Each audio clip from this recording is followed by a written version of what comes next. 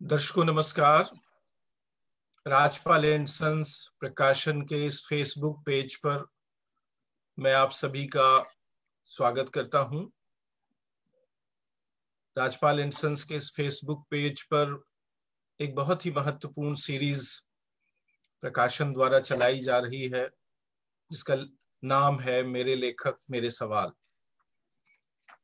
हर हफ्ते रविवार के दिन इसी समय शाम 6 बजे हम आमंत्रित करते हैं हिंदी या किसी अन्य भारतीय भाषा के किसी प्रिय और बड़े लेखक को, और उसे रखते हैं दर्शकों के सामने, पाठकों के सामने, ताकि हिंदी के पाठक अपने लेखक से मिल सकें और अपने मन के सवाल उनसे पूछ सकें। इस श्रृंखला में आप अब तक अनेक महत्वपूर्ण लेखकों को देख चुके हैं, उनसे बातें कर चुके हैं, उनसे सवाल कर चुके हैं। हमें खुशी है कि आज इस श्रृंखला में हमारे साथ हिंदी के अत्यंत महत्वपूर्ण कवि और प्रसिद्ध समाज विज्ञानी प्रोफेसर बद्री नारायण हमारे साथ जुड़े हुए हैं।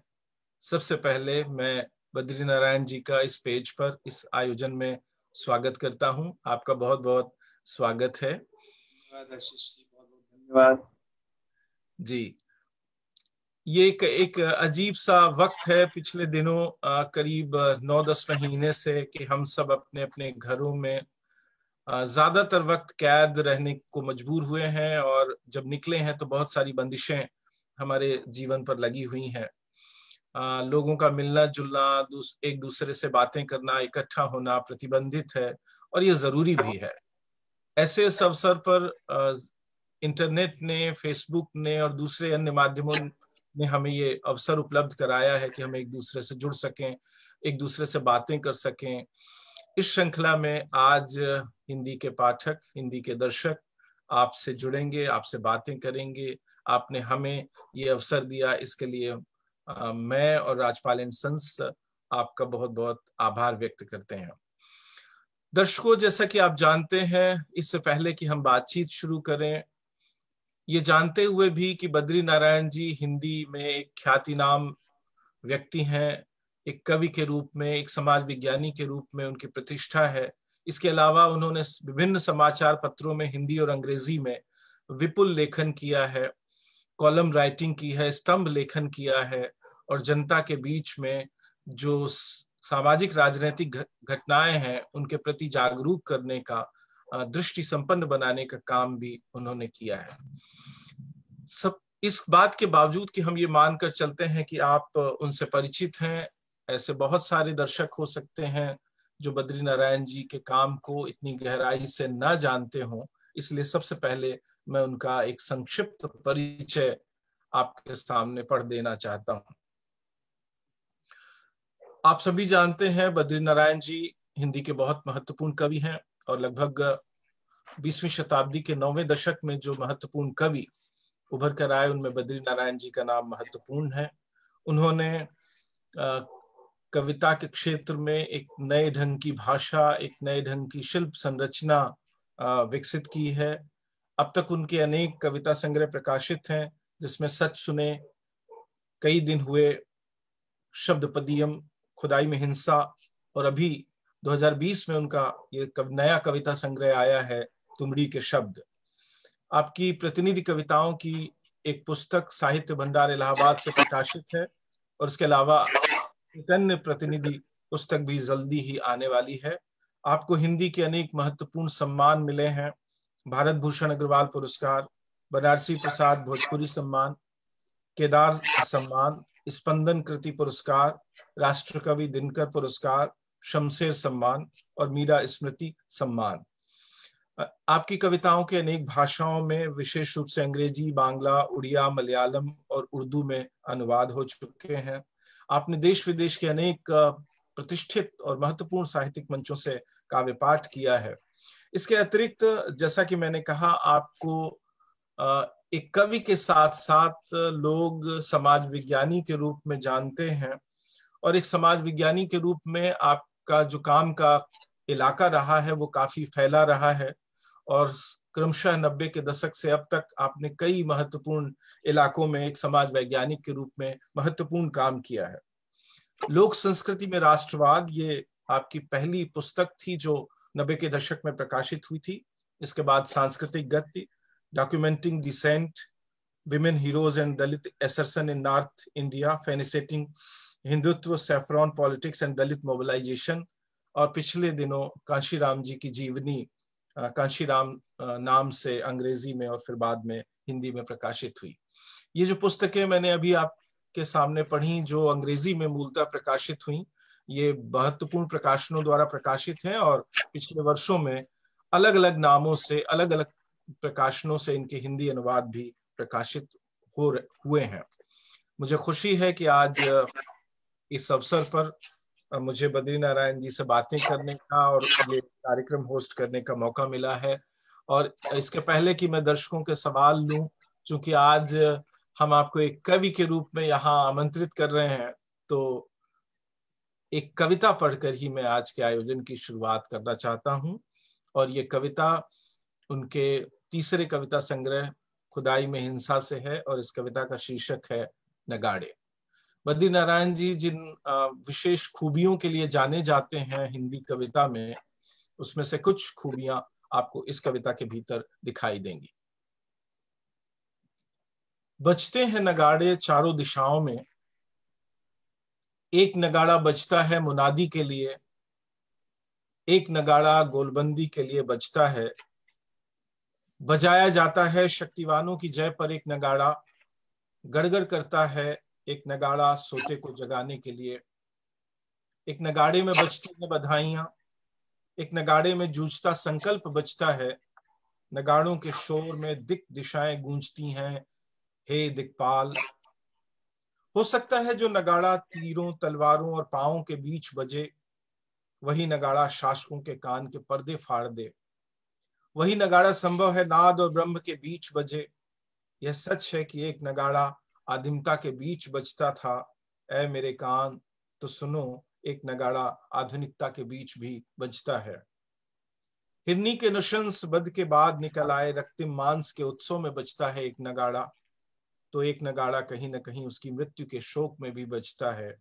दमन करते बजता है एक नगाड़ा, तो एक नगाड़ा प्रतिरोध के लिए बजता है। नगाड़े की आवाजों में भेद करना सीख मेरे मन, पृथ्वी के केंद्र पर आजकल बज रहे हैं कई नगाड़े तांडव नृत्य के साथ। दोस्तों, बहुत बहुत आभार आपका। आप फेसबुक पर हमारे साथ जुड़े हुए हैं और मैं उम्मीद करता हूं कि जल्दी ही आप सवालों का एक सिलसिला शुरू करेंगे। आप हमें सवाल भेजेंगे और इस तरह हम बातचीत की शुरुआत करेंगे। इससे पहले कि मैं दर्शकों के सवाल लूं, सबसे पहले मैं बद्री नारायण जी आपसे ये जानना चाहता हूं कि जब आप 90 दशक में आए थे हिंदी कविता में और आपने कविताएं लिखना शुरू किया था, तब आपके मन में एक नए कवि के रूप में कौन कौन सी ऐसी चिंताएं थीं जिनको भाषा में उतारते हुए आपने कविताएं लिखने की शुरुआत की? और उन चिंताओं से शुरू करके आज जब आपके इतने कविता संग्रह और इतनी सारी गद्य की किताबें, इतना अखबार में विपुल लेखन आप कर चुके हैं, तो इन चिंताओं में क्रमशः क्या परिवर्तन हुआ है और इधर इन दिनों में आपकी प्रमुख चिंताएं कौन कौन सी हैं? धन्यवाद आशीष जी। मैं बहुत आभारी हूँ राजपाल का संस्था, राज्यपाल एंड सन्स का। उन्होंने ये मौका दिया मुझे और मैं आपका बहुत आभारी हूँ। आपने इतने अच्छे से इस प्रोग्राम को प्लान किया है। आशीष ने जिस तरह से आपने मेरा परिचय कराया, आपने जो शब्द कहे, उन सबके लिए आपके प्रति आभार व्यक्त करता हूँ। सचमुच ये बहुत कठिन समय है और इस समय अपनी पुरानी चिंताओं को रिट्रीव करना कठिन काम है। वर्तमान भी इतना ऑप्रेसिव है कि अतीत, कई बार वर्तमान ऑप्रेसिव होता है तो अतीत की खोज बड़ी मुश्किल हो जाती है, कई बार आसान है। लेकिन मुझे लगता है कि देखता हूँ, कोशिश करता हूँ अभी के वर्तमान से पुरानी चिंताओं को खोजने खोजने का, जब हम कविता में आए थे। जब हम कविता में आए थे, कविता लिखना हम लोगों ने शुरू की थी, तब एक एक खास तरह से कविता के लिए बहुत माकूल माहौल भी था।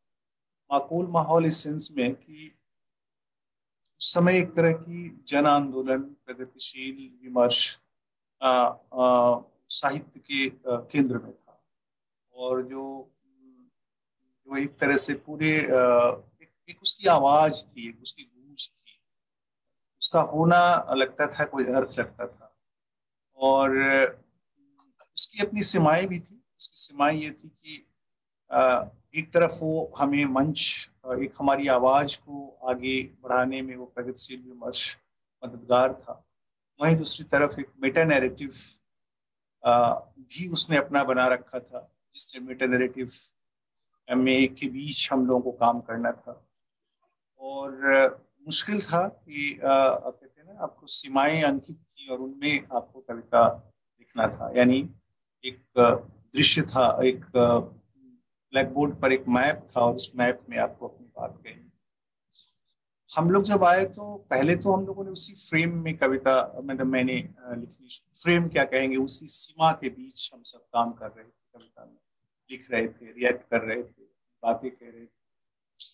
लेकिन फिर कहते हैं जो सहज मन है, उसने एक तरह से उस मेटा नैरेटिव को थोड़ा रिप्लेस कर दिया, थोड़ा डिकॉन्स्ट्रक्ट कर दिया, और डिकॉन्स्ट्रक्ट करके उसमें अपने लिए थोड़ी जगह बनाई। अपने लिए मतलब अपने मन के लिए, अपनी बहुत सारी मानवीय भावों के लिए, जो उस मेटा नैरेटिव में शायद जिसके लिए जगह नहीं था। क्योंकि कविता लिखने का एक खास अर्थ था, और उस अर्थ के भीतर कविता कहनी, वो एक अच्छा भी था, एक बहुत आसान था। होता है ऐसे में अपने को कह पाना, लेकिन उसी के भीतर आपका मन खुद रिएक्ट करता है, और फिर अपने लिए वो स्पेस बनाता है, और फिर तब सहज कविताएं पैदा होती। तो उस बीच में, यानी शुरू के 4-5 साल तो हम लोग एक उसी मेटा नैरेटिव में कविता कहते रहे। लेकिन बाद में फिर उसको हम लोगों ने थोड़ा विरचित किया, रिकॉन्स्ट्रक्ट किया, और फिर तब कुछ सहज कविताएं बनी, और सहज मानवीय भावों की कविता, अपनी बहुत सारे अपने अपने को कह पाना, अपने को कह पाना, कह पाने के लिए अपनी भाषा, अपनी तरह, अपनी स्मृति, अपनी जीवन अनुभव, वो सारे हम लोगों ने तब रिट्रीव करने का हमें एक स्पेस मिला। वो स्पेस हम लोगों ने अपने ही बनाई उसमें। और ये अच्छा था कि उस स्पेस, उस बनाने की प्रक्रिया थी, उसका स्वागत हुआ। यानी ऐसा नहीं हुआ कि उसको किसी तरह से ऑप्रेस्ड कर दिया जाए। थोड़े बहुत रिएक्शंस हुए, थोड़े बहुत लोगों को लगा, अरे भाई क्या बातें हो रही है, क्या कह रहे हैं, प्रेम पे कविताएं लिख रहे हैं ये लोग। प्रेम पे कविता लिखना उस समय आसान नहीं था, क्योंकि वो कविता का एक खास मतलब था। तो लेकिन कुछ बड़े आलोचकों ने उस पर एतराज किया। लेकिन एक जो कहते हैं ना, कविता की जो मूल धारा थी, और जो बड़े कवि थे, जो हमारी कविता साहित्य का जो विमर्श था, वो शायद उसके लिए माकूल था, उसके लिए पक्ष का माहौल कहीं था कि नहीं, ऐसी बातें भी आनी चाहिए कविता में, इस तरह की रिएक्शंस भी उभरने चाहिए। तो उसने हम लोगों को एक जगह दी, और धीरे धीरे कविता में खास दुनिया बनी। जो चिंताएं थी वो तब ये था कि वो बड़ी चिंताएं तो वही है। बड़ी चिंताएं ये है कि भाई समाज में जो दलित, दमित, ऑप्रेस्ड, जो जो दबी हुए आवाजों को आगे लाना, उनको सामने लाना, उनका दुख कहना, उनके साथ एक अपने को जोड़ना, या उनके उनके साथ अपने को जोड़ना, या अपने से उनको जोड़ लेना, जो भी है, एक वही सारी चिंताएं आज भी हैं। वो उसमें कोई बहुत परिवर्तन नहीं हुआ है। इतना जरूर हुआ है कि पहले वो विजिबल थे, यानी वो पहले असर्टिव थे, दिखते थे, जिनकी लड़ाइयाँ लड़ने की बात हम लोग करते हैं। आज वो दिख के भी नहीं दिखते हैं। यानी आज वो ऐसी विजिबिलिटी उनके लिए बनाई गई है कि वो हैं, रिसर्च भी कर रहे हैं, लेकिन वो आवाज डिवैल्यू होती जा रही है। वो आवाज बेमूल्य होती जा रही है। तब उस आवाज का मूल्य था। ये शायद इसलिए भी हुआ होगा क्योंकि पॉलिटिकल जो डिस्कोर्स था उस समय, एक ऐसा डिस्कोर्स महत्वपूर्ण था जो उनकी आवाजों को अपने साथ जोड़ के आगे बढ़ाता था। अब उस तरह की पॉलिटिक्स हाशिए पर है, तो मूल चिंता तो वही है। दूसरी जो बड़ी चिंता है जो उसी समय उभरी थी, वो थी डेमोक्रेसी की चिंता। जो जनतांत्रिक जनवादी पूरा विमर्श खड़ा हुआ था कि डेमोक्रेसी को बचाना है।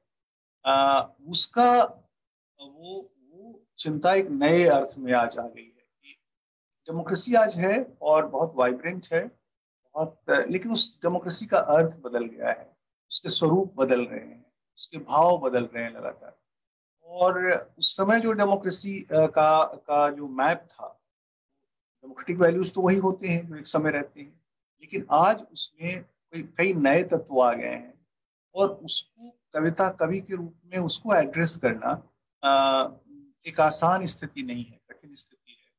यानी अपने को ही अवमूल्यित जब आप समाज में महसूस करने लगे, तो ऐसे में जब कवि बोध आपका बहुत प्रखर नहीं रह पाता और फिर आपका रिएक्शन भी कमजोर होता है।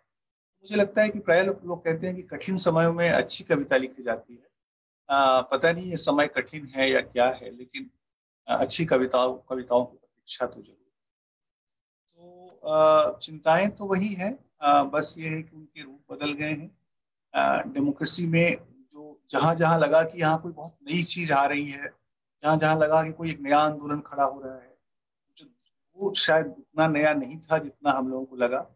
जितनी आशा थी, बहुत सारे जो हमारे छोटे छोटे जो इथनिक मूवमेंट्स हुए या कम्युनिटी के मूवमेंट्स हुए, जिनको लेके हम लोग बहुत आशान्वित थे कि शायद इनसे समाज बदलेगा, समय बदलेगा। 90 के बाद का दशक आपको पता है कि बहुत सारे इस तरह के डिसेंटिंग कम्युनिटीज का मूवमेंट का दौर रहा है। एक तरफ ग्लोबलाइजेशन के लिबरल इकोनॉमी के डोमिनेशन का दौर भी रहा है, ग्लोबलाइजेशन के प्रसार का दौर रहा है। उसी के साथ साथ जो डिसेंटिंग प्रोटेस्ट का भी दौर रहा है, लेकिन वो उससे जितनी आशा थी वो हो नहीं पाई। वो एक खास जगह जाके डिफ्यूज हो गए वो सारे मूवमेंट्स, और फिर अंततः वही शक्तियां प्रभावी हैं जो माया की शक्तियां हैं, जो माया है। इस समय को डिफाइन करना बहुत कठिन है। ये समय मुझे तो लगता है सबसे ज्यादा कठिन समय है डिफाइन करना। इस समय जो जितना क्लियर है वो उतना झूठा है, जितना फंसा हुआ है, जो मुझे लगता है वो थोड़ा सही है, कि मुझे ऐसा लगता है। मैं इतना कहना चाहूंगा आशीष। आपने बहुत अच्छे नोट पर ये बात खत्म की, और अभी पिछले वाक्य में आपने एक शब्द इस्तेमाल किया, माया। मैं ये देख रहा था कि आपके पिछले कविता संग्रह, यानी जो नया कविता संग्रह है तुमड़ी में शब्द, के केंद्र में कबीर और उनकी परंपरा के निर्गुण कवि हैं। और जैसे कि पूरा का पूरा ये ग्लोबलाइजेशन का जो दौर है और लोकतंत्रों का जिस तरह से क्षरण हो रहा है, उस पूरे घटनाक्रम को जैसे आपने एक पारंपरिक शब्द से, माया से अभिव्यक्त किया है, वो मेरे लिए बहुत महत्वपूर्ण है। अब मैं सवालों का सिलसिला शुरू करता हूं। ये आपने अपनी बातचीत के क्रम में कहा कि प्रेम का जिक्र किया। मुझे याद है कि आपकी जो शुरुआती कविताएं बहुत चर्चित हुई थी, उसमें से एक कविता थी प्रेम पत्र। मुझे शुरुआत के दिनों की याद है कि आप जहां भी कविताएं पढ़ने जाते थे तो लोग आपसे इस कविता की मांग जरूर करते थे कि आप ये कविता जरूर पढ़ें, और अभी तक उस कविता को लोग याद करते हैं। तो प्रेम हमेशा से ही एक कंसर्न, एक सरोकार रहा है कवियों का। और तो पहला सवाल प्रेम के बारे में है, और हमारे पुराने साथी और आदरणीय साथी आलोचक हैं राजस्थान के सदाशिव श्रोत्री जी। उन्होंने ये सवाल पूछा है, प्रेम के बारे में आपके क्या विचार हैं? मुझे लगता है ये जितना जितना सीधा है उतना उतना उतना ही कठिन ये सवाल है। बिल्कुल। बिल्कुल, पहले तो सदाशिव जी को मैं नमस्कार बोलता हूँ, मेरा नमस्कार स्वीकारें। और ये सचमुच सादा सा दिखने वाला सवाल बहुत सवाल है, प्रेम। और ये मुझे लगता है प्रश्न करने के साथ ही आपके पास इसका उत्तर भी है। लगता है इसके मेरे से मैं कुछ शायद नया नहीं कह पाऊँ, लेकिन प्रेम एक कहते हैं ना, एक सतत भाव है, सतत भाव जो जो हमेशा आपको एक आदमी बनाए रखता है। यानी प्रेम ही हमें आदमी बनाता है। प्रेम मानवीयता का जो मूल राग है, मूल भाव है, वो प्रेम है। और देखिए प्रेम सारे रसों का एक मूल रस वही है, उसी पर सारे रस डिपेंडेंट है। प्रेम नहीं है तो घृणा है, प्रेम नहीं है तो वायलेंस है, प्रेम नहीं है तो, प्रेम अगर है तो बहुत सारे जो ये समाज की डिस्टॉर्शंस हैं वो कम हो जाते हैं, खत्म होते हैं। प्रेम एक तरह का एंटीडोट है ढेर सारे सोशल प्रॉब्लम का, सोशल इविल का। वो एक तरह का जो हमारे मानवीयता में जहर है, उसका एक ही दवा है प्रेम, और शायद कोई दवा नहीं। आप बंदूक, गोली, जो भी आप चला लें, कर लें, कुछ लगता है कि वो, लेकिन प्रेम हर जगह नहीं होता, प्रेम सबके पास नहीं होता।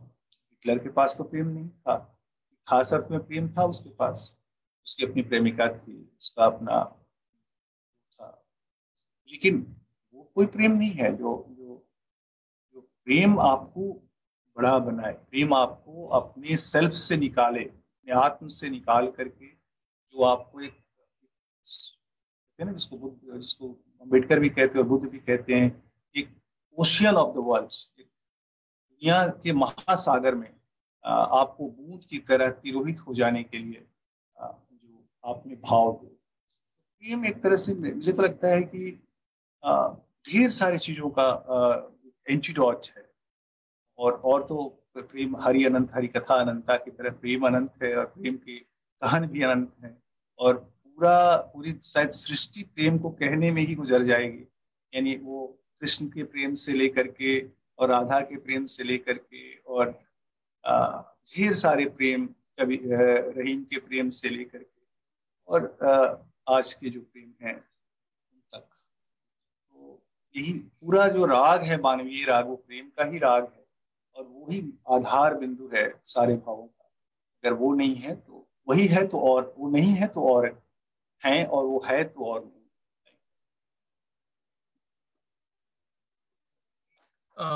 बहुत अच्छी बातें आपने कही। मैं इस बात को देखता हूं कि आपके लगभग सभी संग्रहों में कुछ ऐसी कविताएं जरूर हैं जिनका संबंध निजी प्रेम से और निज से बाहर जाते हुए प्रेम से है। आपके नए संग्रह में भी ऐसी अनेक कविताएं हैं जिन्हें मोटे अर्थ में प्रेम कविताएं कहा जा सकता है। ये दूसरा सवाल मैं ले रहा हूं, और थोड़ा मैं इलाके बदलता रहूंगा ताकि अलग अलग तरह के विचार आपके जाने जा सकें।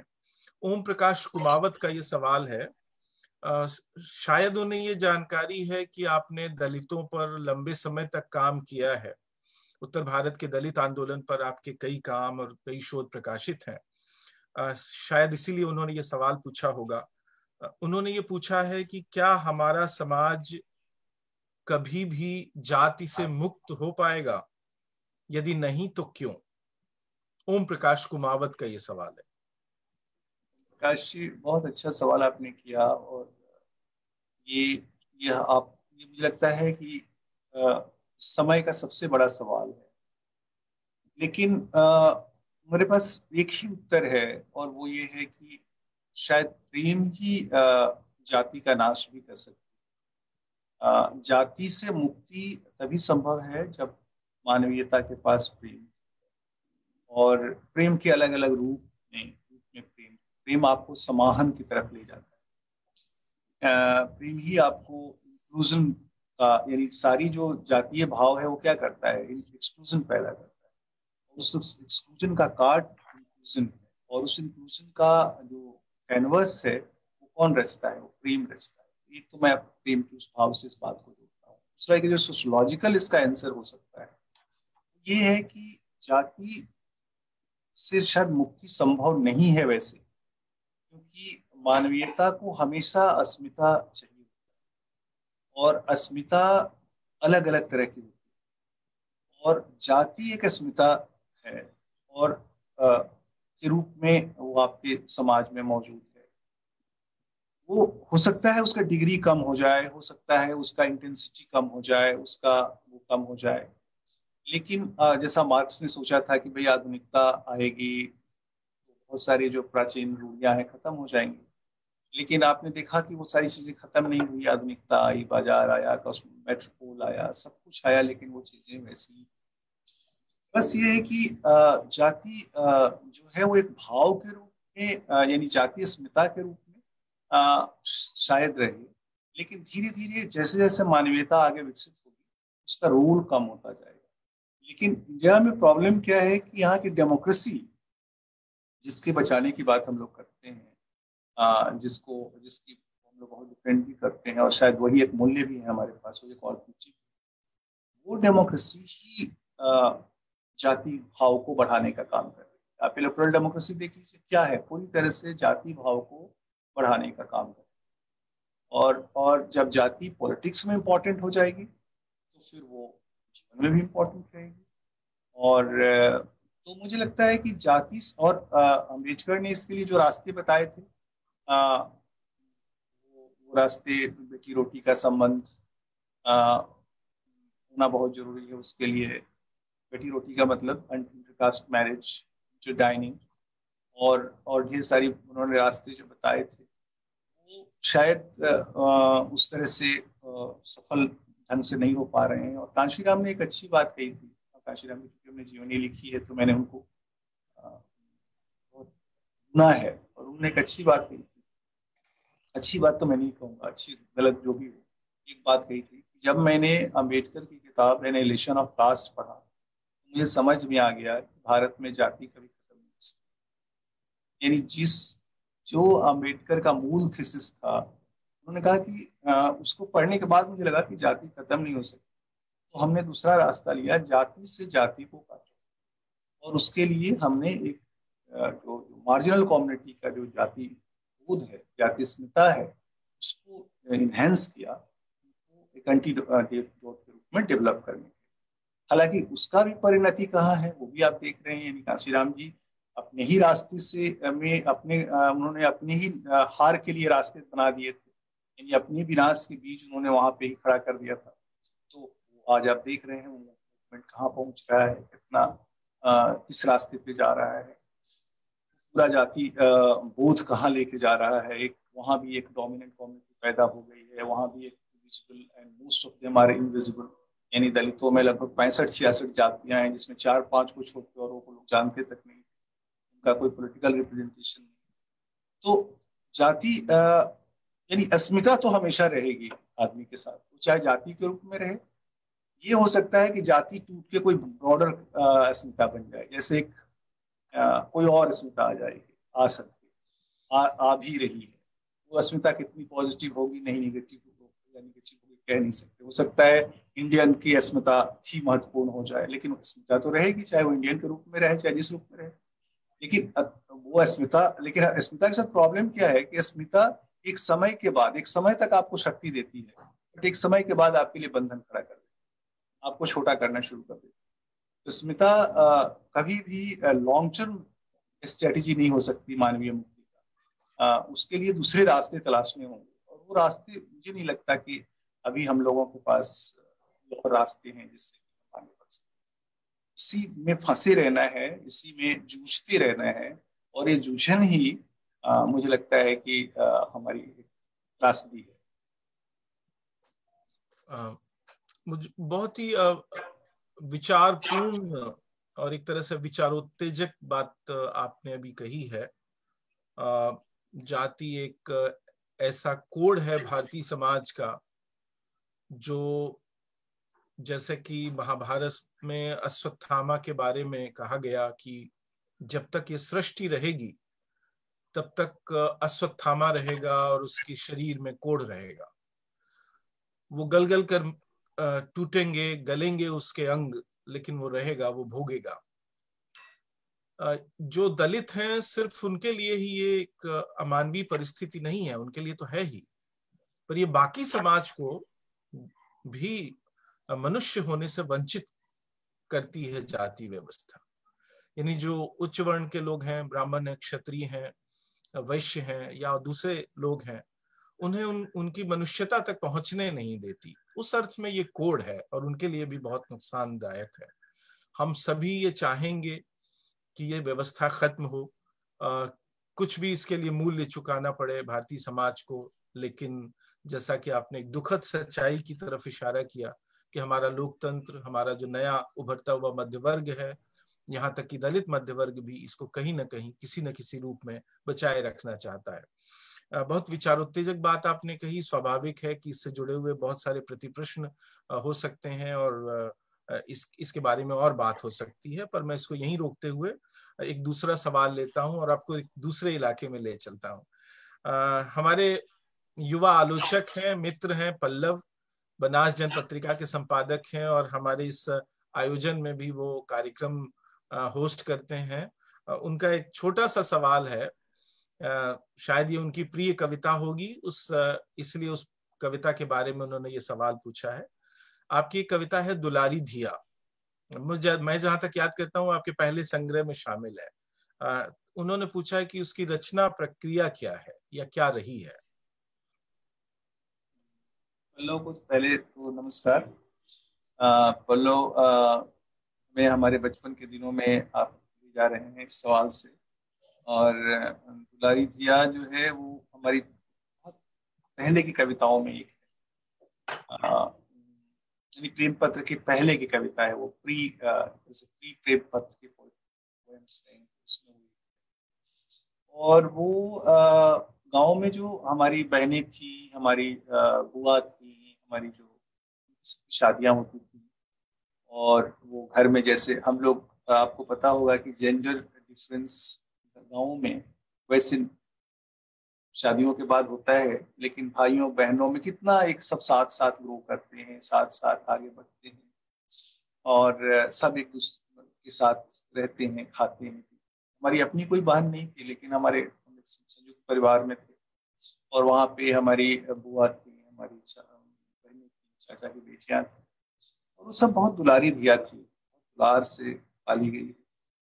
और फिर उसके बाद उनकी शादियां होती थी, फिर वो यानी वो एक क्रम चलता रहता था, और वो बहुत सारा जो ऐसा होता रहता था। और रंथी जो उसमें शब्द है, आपने देखा होगा, लाल रंथी पर, रंथी भी गांव की सच्चाई है। गांव में जब भी कोई मरता है तो यहाँ जो जो रंथी सजती है वो आप बहुत एक खास तरह से, बहुत जैसे हरे बांस, यहाँ तो ये जो सूखे बांस की रंथियां आपको दिखाई पड़ती है, हरे बांस, लाल कपड़ा, यानी यानी और मैं तो चूंकि तो बहुत सारे और वो मृत्यु का, अगर ग्रामीण जीवन में मृत्यु का जो विजुअल है वो रंथी ही है। और वो हम यानी उस कविता के अगर सेंट्रल मेटाफर देखें, सेंट्रल मेटाफर वो रंथी है, जिस रंथी पर चित्तान लेटे जब और उसके बेटी के जाने की बात की जा रही है। दहेज दहेज की जो पूरी समस्या जो आज भी है, लेकिन तब गांव गंवई जीवन में शायद बहुत ज्यादा, अब शायद थोड़ा डाइल्यूट हुआ है। यानी मॉडर्निटी ने इतना किया है कि आपस में बातचीत संवाद शुरू हुआ है, तो कई बार दहेज मांगने वाले चुप होना पड़ता है, क्योंकि लड़का डोमिनेट वो हो जाता है, नहीं हम शादी उसी से करेंगे, लड़की तो वो दहेज एक सांकल के रूप में थोड़ा कमजोर हुआ है। लेकिन तो वो रंथी जो आप खास करके आपने देखा होगा, दलित जब गांव में मरते हैं उनकी जो रंथी सजती है उसमें लाल कपड़े, लाल वो लगाए जाते हैं। खास के हमारे यहाँ जो एक ट्रेडिशन है, अब उनमें भी कई, तो मुझे वो एक सिंबल हमारे दिमाग को बहुत हॉन्ट करता था। तो उसको मैंने इस पूरे उसके साथ बहुत ही दारुण कथा, अगर आप कह रहे हो, कविता कह रहे हो, उसमें एक ऐसा प्रतीक आपको चाहिए होता है उसको एकदम स्टार्क तो इस तरह उसको फैला दे। तो वो रंथी मुझे वहां से मिली। तो वो शायद किसी लड़की के जाने की रंथी नहीं होगी, यानी, और वो जो लाल होता है, वो लाल जो पालकी जो जाती है, आपने देखा होगा कि जब लड़कियों की शादी होती है तो पालकी कहार जो लेके, अब तो वो सब खत्म हो गए, लेकिन तब पालकी भी थी, कहार भी था हमारे समय में, उसमें भी लाल उहार होता था, लाल उहार। और आप पूरा भक्ति पोएट्री में देखेंगे तो वो लाल ओहार जो आत्मा के जाने का वर्णन है, तो एक तरह से दहेज के डिस्कोर्स आप उसको बना सकते हैं, जेंडर डिस्कोर्स बना सकते हैं, लेकिन वो सबों के साथ वो एक बोध को का जो कॉन्ट्रास्ट है मानवीयता के, जीवन जीवन और मृत्यु का जो संघर्ष है, और उसमें मृत्यु की जो वो है कि जीत होती है, हमेशा मृत्यु जीतती है, जीवन हारता है, तो उस मृत्यु की जीत का दुख उस कविता में, ये मुझे लगता है कि अगर उसकी व्याख्या करें तो ऐसे, और हर समय की व्याख्या अलग होती है। शायद जब मैंने कविता लिखी थी उस समय मुझे याद है आशीष, एक खैरागढ़ में प्रोग्राम प्रगतिशील लेखक संघ ने किया था और उसमें हम लोगों ने कविताएं पढ़ी थी, कविता हमने पढ़ी थी। वहाँ पे एक लड़की आई और उसने कहा कि कविता सुनने के बाद मैं बहुत डर गई, ऐसी कविता आप क्यों लिखते हैं जिससे कि डर हो जाए। तो उस समय शायद उसका वो अर्थ रहा होगा, शायद मैं उस समय व्याख्या करता तो ऐसे ही व्याख्या करता, लेकिन आज उसकी व्याख्या में थोड़ा मैच्योर्ड इंटेलेक्ट आपको मिल जाता है, तो उसी चीज का थोड़ा और अर्थ पैदा हो जाता है। शायद आज मैं उसको इस रूप में व्याख्या करूंगा, लेकिन आपने मुझे बचपन की स्मृतियों में आप मुझे ले गए, इसके लिए आपको धन्यवाद भी। और क्योंकि आजकल स्मृति में जाना भी कितना कठिन है आपको पता है, जो जो ये माया की दुनिया इतनी ताकतवर है कि वो आपको स्मृति में जाने भी नहीं देती। घर में भी बैठते हैं तो मोबाइल और मोबाइल के साथ तमाम एंगेजमेंट्स होते रहते हैं। मैंने देखा कि आप इस कविता के बारे में बात करते हुए और बचपन की स्मृतियों में जाते हुए भावुक हो गए एक क्षण के लिए। और पल्लव हमारे ऐसे मित्र हैं जो मुझे लगता है कि मूलतः तो कहानी, उपन्यास और कथेतर गद्य वगैरह पढ़ते हैं, पर कभी कभी कविताएं पढ़ते हैं। मुझे अच्छा लग रहा है कि उनको ये कविता अभी याद है और इससे उम्मीद खुलती है कि कहानी और उपन्यास के आलोचक भी कविता की तरफ आएंगे और इस दिशा में विचार करेंगे। अगला सवाल फिर एक नए इलाके में जाते हुए मैं आपसे पूछ रहा हूँ। ये कंचनजंगा हिंदी जर्नल, ये फेसबुक पेज है, उससे ये सवाल है। हमारे मित्र युवा कवि डॉक्टर प्रदीप त्रिपाठी इसके संपादक हैं इस जर्नल के। उन्होंने पूछा है कि आप अपने पूर्ववर्ती किन रचनाकारों से अधिक प्रभावित हैं? देखिए, अगर ऐसे देखें तो पूर्ववर्ती रचनाकारों की सीमा का जो दायरा है बहुत बड़ा है, और उसमें मैं तो सबसे ज्यादा, अगर मैं अपने को याद करूं तो मेरे ऊपर जो असर है वो लोक कविताओं का है, खास करके जो भक्ति की कविता का है। कबीर, रविदास, शिव नारायण, ये जो हमारे जो हमारे लोक को रचते हैं, उन तक जाने का रास्ता मेरा मैं हिंदी साहित्य का स्टूडेंट नहीं रहा हूँ, तो हिंदी टेक्स्ट से मैंने उनको नहीं पढ़ा है, लेकिन उनको मैंने सुना है, जो गाए जाते हैं लोग, उससे सबसे ज्यादा मैंने सीखा है। उनका सबसे ज्यादा असर है मेरी मेमोरीज में। हमारी माँ वो गीत गाती थी, और जिन गीतों में शिव नारायण के गीत हुआ करते थे, शिव नारायण के वो चित्सार हुआ करते थे, ढेकी का गीत हुआ करता था, और वो सब मिलके उसने हमारी मानस काव्य मानस को रचा। उसके बाद अगर आप लिटरेट पोएट्री, यानी जो छपी हुई कविता की बात करें, उसमें मुझे जो सबसे ज्यादा प्रभावित करना क्या, जो जिससे हम लोगों ने सीखा है जिन लोगों से, उनमें मुझे निराला, नागार्जुन, केदारनाथ अग्रवाल, राजेश जोशी, अरुण कमल, ये कवि हैं जो जिन्होंने जिनसे हमारा ज्यादा संवाद रहा है। वैसे हम बहुत बड़े कवि हैं, वैसे और भी बहुत बड़े कवि हैं, हमारी भरी हुई है, ये कहते हैं ना जो माला हमारी कविता, जिनसे मेरा कुछ लोगों से एक कहते हैं ना विवाद वाला संवाद रहा है कुछ कविताओं से, और विवाद से भी, यानी उनसे हम लड़ते रहे हैं कविता में, कविता लिखते समय भी, और कविता, तो उनका बहुत इनडायरेक्ट असर है हम लोग के। लेकिन कुछ कवियों के साथ बहुत आत्मीय संवाद रहा है, तो ये कवि ऐसे हैं जिनसे आत्मीय संवाद है। और एक और धारा है जिससे हमारा एक विवाद का संवाद रहा है, और जिसको हम कभी डॉक्यूमेंट नहीं करते हैं, लेकिन उनके साथ एक कहते हैं ना, रोज रोज लड़ाई चलती है। ऐसे कवि भी काफी हैं जो जिनकी मैं चर्चा यहाँ नहीं करूँ।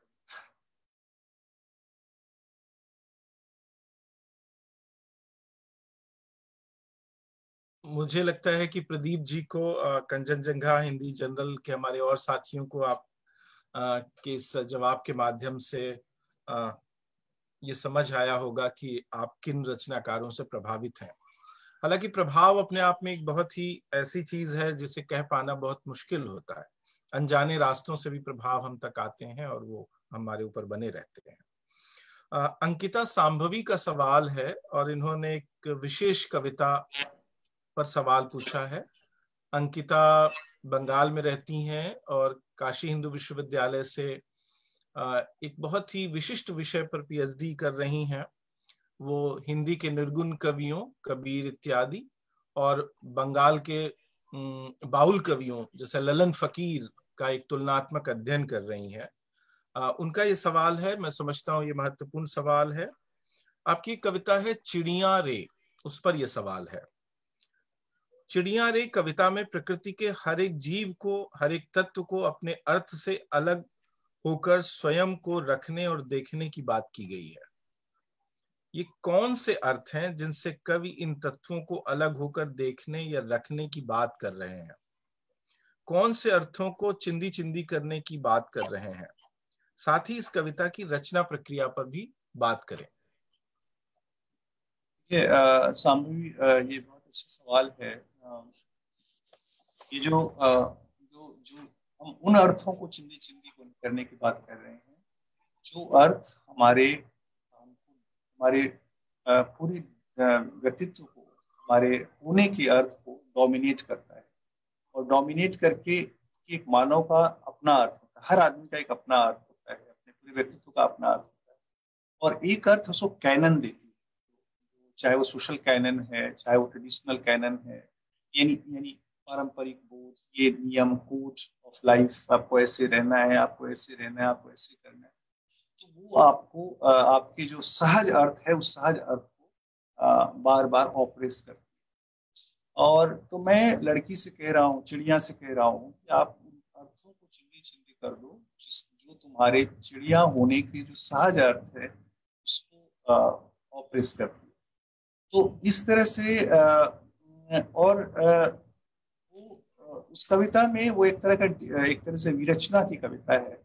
यानी विरचना इस सेंस में कि वो उसमें जो एक आप कहेंगे कि एक नारी का, एक लड़की होने का अर्थ है भारतीय समाज में, जो एक कैनन बनाता है, वो उसकी सहजता को तोड़ता है, उसके रहने के सहज अर्थ को तोड़ता है।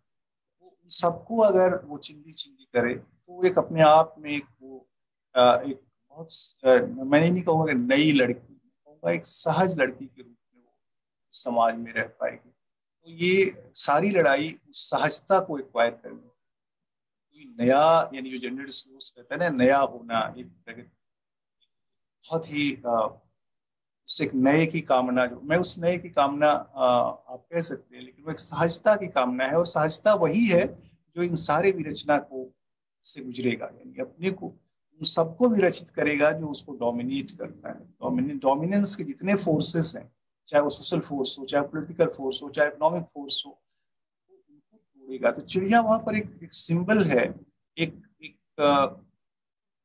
यानी दुलारी धिया दुलारी धिया अपने अर्थों की खोज करती है। जब वो शहर जाती है, जब वो पढ़ती है, जब वो रिसोर्सेज से जुड़ती है, जब वो प्रगतिकामी होती है, तब वो चिड़ियारे में बदल जाती है। यानी एक तरह से अगर आप देखें, दुलारी धिया का ट्रांसफॉर्मेशन एक चिड़ियारे के रूप में आपको दिखाई पड़ता है। तब उसकी गति उस रंथी पे जाने वाली लड़की के रूप में नहीं होगी जो उसकी नियति बन गई है। यानी मैं दोनों को जोड़ रहा हूँ, क्योंकि एक कवि जो होता है पूरे जीवन, मुझे लगता है, एक ही कविता लिखता है, और वो बहुत छोटी छोटी कविताओं में वो एक कविता कह रहा होता है, और वो मुझे लगता है मैं उस पैटर्न को जोड़ने की कोशिश करता हूँ। तो ये शायद उसी रचना प्रक्रिया अगर आप देखें प्रश्न प्रक्रिया यही है कि हम जब समाज में बचपन में जब हम रहते थे गाँव घरों में, तो हम थे और हमारी बहनें थी।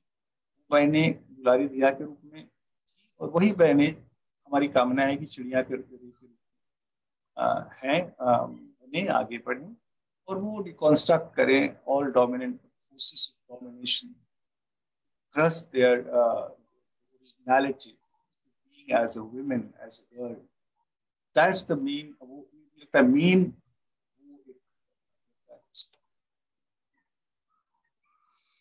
जी, ये अगला सवाल मैं ले रहा हूं। हमारे अत्यंत वरिष्ठ प्रगतिशील साथी हैं राजीव कुमार शुक्ल, दिल्ली में रहते हैं और खुद बहुत अच्छी कविताएं लिखते हैं।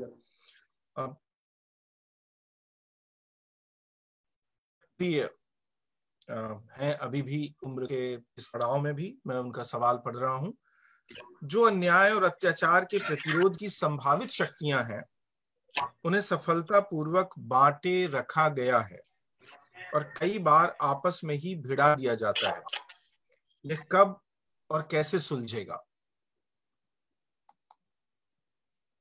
देखिए, ये एक तरह से क्राफ्ट ऑफ प्रोटेस्ट का सवाल है। एक तरह से प्रतिरोध का जो क्राफ्ट है, अगर आप उसको देखेंगे तो उसमें एक सहज प्रक्रिया है, ये होती ही है।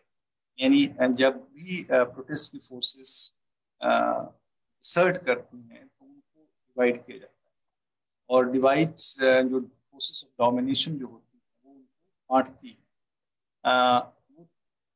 लेकिन उसी के बीच से फिर एक नया कॉन्फ़िगरेशन पैदा होता है और फिर वो फिर से यूनाइट होती है।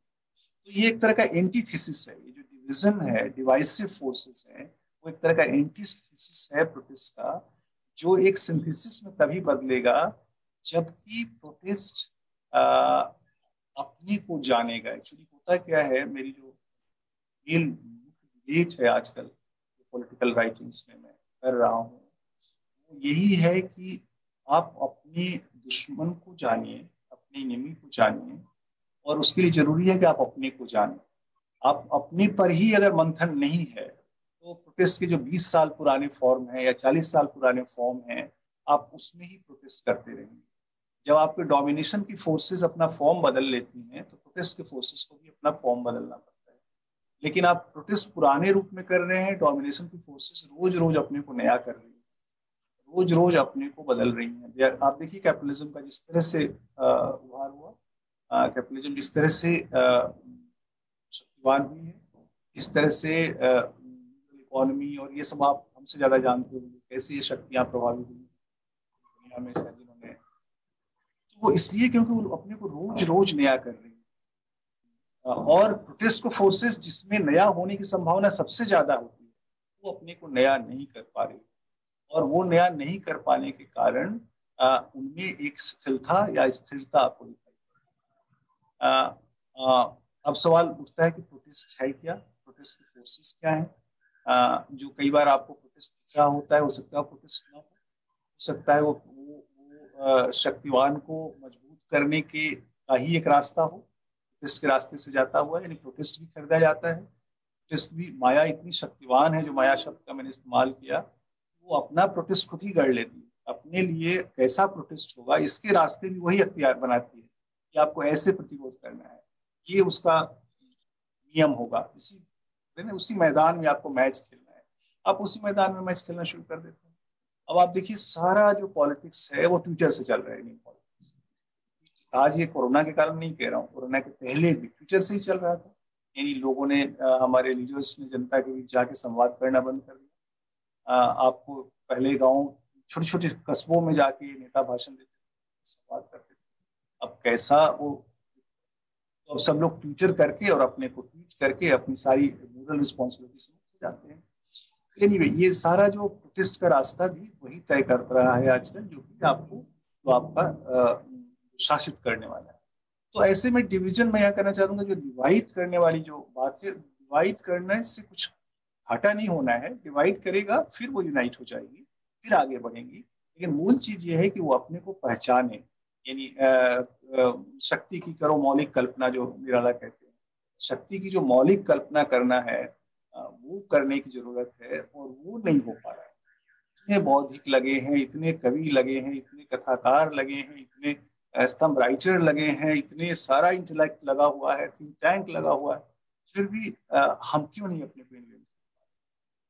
ये बहुत बड़ा सवाल है। ये सवाल उस पूरे ग्रामर का है, ग्रामर ऑफ थिंकिंग का है, ये पूरे क्राफ्ट ऑफ प्रोटेस्ट का है। मुझे लगता है इसमें बहुत हमें रुक के सोचना होगा, और सोच के शायद कुछ इसमें नया करने का। वो नया क्या होगा मुझे भी नहीं पता, और वो नया होगा भी कि नहीं होगा कहना मुश्किल है, वो क्या होगा। It's really very complex situation and complex time through which we are suffering.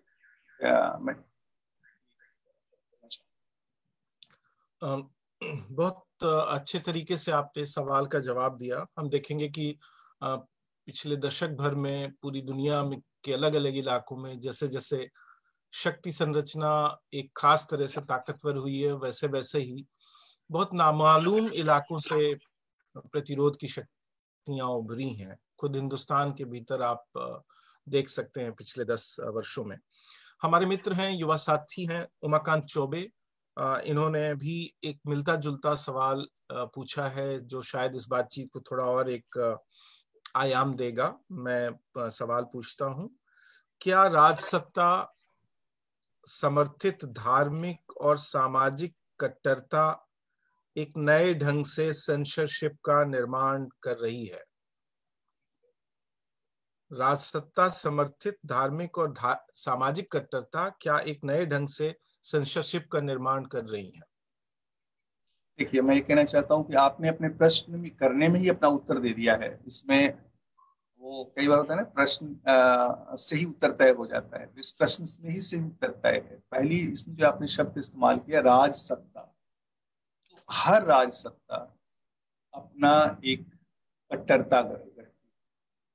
कट्टरता क्यों करती है? क्योंकि उसको एक कैनन बनाना होता है, और कैनन बनाती है, कैनन बनाती है, कैनन बना करके वो जो है वो जो जो जो मैं बार बार कह रहा हूँ कि जो समाज की सहज वृत्ति है वो मारती है। तो ये पूरी दुनिया में अगर आप किसी भी राजसत्ता की व्याख्या करेंगे, चाहे वो चीन का राजसत्ता हो, चाहे वो अमेरिका का हो, चाहे जो अपने को बहुत डेमोक्रेटिक कहने वाली राजसत्ताएं, वो भी उसी तरह से काम करती है। तो ये पैटर्न है, ये पैटर्न है जो पावर के एनालिसिस में आप देख सकते हैं। और उसमें अलग अलग कहते हैं ना, रंग बदल जाते हैं। कहीं धर्म हो जाता है, कहीं पर हो जाते हैं, कहीं पर आपने देखा अमेरिका इतना डेवलप कंट्री है, और वहाँ किस तरह से कोरोना के समय में ब्लैक के साथ एक्सक्लूजन हुआ, ब्लैक के साथ व्यवहार हुआ, ब्लैक को कोरोना रोग का कारण बता दिया गया। और वही फिर उसके बाद वो जिस तरह से वहां पर सरी चौराहे उसकी हत्या, एक ब्लैक को मारा गया। और तो वो कहते हैं ना, वो उसका दोषी वो अमेरिकी नागरिक नहीं है, वो उस अमेरिकी पूरा जो सत्ता का क्राफ्ट है, जो वहाँ का डिस्कोर्स तय करता है, वो उसका सबसे बड़ा कारण है। देखिए, डिस्कोर्स हम लोग मानते, पॉपुलर डोमेन का जीवित रहना मानते थे हम लोग कि ये एक प्रोटेस्ट के डिस्कोर्स को खड़ा करने के लिए जरूरी है। लेकिन आज पॉपुलर भी तो आपके हाथ में नहीं है, पॉपुलर भी तो उनके हाथ में है। यानी आज का पॉपुलर क्या है? नेटफ्लिक्स है। आज का पॉपुलर क्या है? ये पूरी जो आप ठीक है वर्चुअल वर्ल्ड में आप सर्च कर रहे हैं, आप अपनी जगह बना रहे हैं, लेकिन आपको पता होगा इसमें कितने तरह के फ्रॉड हैं, कितने तरह के आर्मी कहते हैं ना, जो साइबर आर्मीज काम कर रही हैं, कितने तरह से कहते हैं ना, जो झूठ फ्रैक्चर्ड हो रहे हैं, सॉरी मैन्युफैक्चर्ड हो रहे हैं। तो ये डिस्कोर्स तो शक्तिवान तय करता है। प्रोटेस्ट की फोर्सेस, जब जब जितना समाज सहज रहेगा, प्रोटेस्ट की शक्तियां उतनी प्रभावी होंगी। तो सारी लड़ाई इसलिए सहजता को एक्वायर करने की लड़ाई है समाज में। सहजता का मतलब वो अमेरिका में भी सहजता हो सकता है, वो सहजता अति आधुनिक देशों में भी हो सकता है। सहजता को जलाना बहुत जरूरी है। मुझे लगता है जो सबसे ज्यादा खत्म हो रहा है आदमी, आप अपनी व्याख्या करके देखिए कि आप पिछले 20 सालों में कितना असहज हुए हैं, कितनी अपने अपनी सहजता को मरने दी। सहजता प्रीकंडीशन है प्रोटेस्ट के विजय का। अगर ये नहीं बचेगा, वो चाहे कविता में हो, चाहे वो साहित्य में हो, चाहे वो विमर्श में हो, चाहे वो जीवन। ये यहाँ पर मैं एक बड़ा स्टेटमेंट दे रहा हूँ, बिगेस्ट स्टेटमेंट, जो प्रायः कुछ हमारे कविता के सिद्धांतकारों का मानना है कि सहजता एक बहुत ही सामान्य मूल्य है कविता का। सहजता होना कविता की कमी मानी जाती थी। एक समय में ये विमर्श का मुद्दा था, खास करके 90s में, जब हम लोग एक कविता में किया था। लेकिन मैं उसको कविता के विमर्श से ज्यादा बड़ा विमर्श के रूप में मैं रख रहा हूँ कि सहजता प्री कंडीशन है प्रोटेस्ट के विजय की दिशा तय होने, जो कि ये राज सत्ताएं जिसको हटती हैं, जिसको हनती हैं। और इस समय ये जो दौर है राज सत्ताओं के शक्तिवान होने का दौर, पूरी दुनिया में जिस तरह से राज सत्ताएं आक्रामक और शक्तिवान हुई, उसमें सहजता को एक्वायर करने के कोरोना ने क्या किया, आपको इतना असहज बना दिया। जब असहजता होगी तो शक्ति की जो फोर्सेस हैं वो शक्तिवान होंगे। एक बहुत ही दिलचस्प सवाल है। मुझे लगता है कि आपको भी सुन के अच्छा लगेगा और मुझे पढ़ के बहुत अच्छा लगा। मीना बुद्धिराजा जी का ये सवाल है। मीना जी हिंदी में बहुत सक्रिय हैं पिछले दिनों। उन्होंने कहा है कि मैं आपको एक चिंतक कवि मानती हूँ। ये जो पद उन्होंने इस्तेमाल किया है, चिंतक कवि, और वो मानती हैं, ये तो बहुत ही अच्छा है। लेकिन उन्होंने पूछा है कि आप इससे कहाँ तक सहमत हैं? आपने तो मुझे मेरे लिए जाल रच दिया, आप तो फंसोगे ही, क्योंकि ये शब्द बहुत अच्छा लगता है कि भाई चिंतक कवि है। देखिए, मैं इसको बहुत सरलता से जवाब देना चाहता हूँ। आपने देखा होगा, मैं पूरे डिस्कोर्स में एक चीज की वकालत कर रहा हूँ, सहजता की। और सहजता में भी अगर चिंतन होता है तो मैं चिंतक कवि। लेकिन अगर चिंतक होना कोई एक अलग से एक आर्ट है, या चिंतक होना एक सायास कोशिश है, प्रायः जो चिंतक होना सायास कोशिश ही होती है। आप थियरी पढ़ते हैं, आप थियरिटिकल थियराइज करते हैं चीजों को।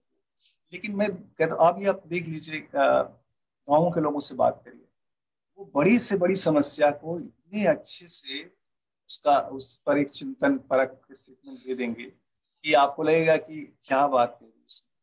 तो वो भी एक चिंतन है।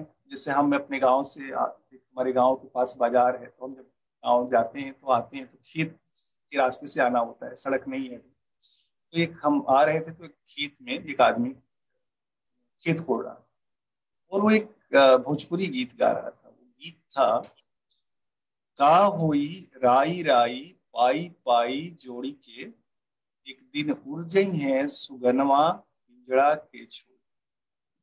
अब आप देखिए कितना बड़ा थियराइजेशन है इस दौर में, जब हर आदमी बचाने के दौर में, इन्वेस्टमेंट, LIC, पूरी जिंदगी इंश्योरेंस LIC करने में बीत जाती है एक नौकरीशुदा व्यक्ति। वो कह रहा है कि क्या होगा राई पाई पाई जोड़, ये थियराइजेशन है। तो अगर ये थियरी है तो मैं चिंतक कवि हो सकता हूँ। मैं हूं नहीं, मतलब शायद रिफ्लेक्शंस उस दिशा में हो सकता है, अगर उसको चिंतन माना जाए तो।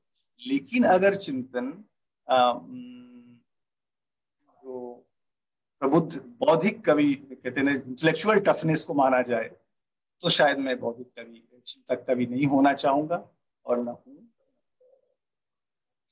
मुझे लगता है कि हमें यहाँ इस मंच से मीना बुद्धिराजा जी को ये प्रस्ताव करना चाहिए कि वो प्रस्ताव जो उन्होंने किया है उसके पक्ष में उसे स्पष्ट करते हुए एक बड़ा सा लेख लिखें कि वो चिंतक कवि कहने के उनके क्या आशय हैं, और वो बद्री जी को किस अर्थ में चिंतक कवि मानती हैं। तो हम सबको भी उससे फायदा होगा। ये सवाल पूछने के लिए बहुत बहुत धन्यवाद मीना जी आपका। अगला सवाल अनुराग अनंत का है। इन्होंने हिंदी आलोचना में और हिंदी कविता साहित्य जगत में एक खानेबंदी बना रखी गई है, व्यक्तिगत अनुभूति और सामाजिकता या सामाजिक बोध और सामाजिक चेतना के बीच। आप देखेंगे पिछले 60-70 साल की आलोचना अनेक बार इन दोनों के बीच में एक तरह का विवाद पैदा करती रही है, कभी को किसी को नीचे और कभी किसी को ऊपर करती रही है। अनुराग अनंत का सवाल इसी द्वैत से, इसी डिस्कोर्स से है। वे पूछते हैं कि व्यक्तिगत अनुभूति और सामाजिक चेतना में कवि को किधर और कितना जाना चाहिए। देखिए, अनुराग बहुत आप लोग इतने अच्छे सवाल कर रहे हो कि लग रहा है कि कहते हैं ना, सवाल खुद ही अपने आप में एक डिस्कोर्स है, एक विमर्श है। और इससे लगता है कि कवि बौद्धिक, कवि चिंतक हो या ना हो, जो हमारे जो जो पाठक जो खुद ही बौद्धिक हैं और कवि हैं, रचनाकार हैं, वो ज्यादा चिंतक हैं।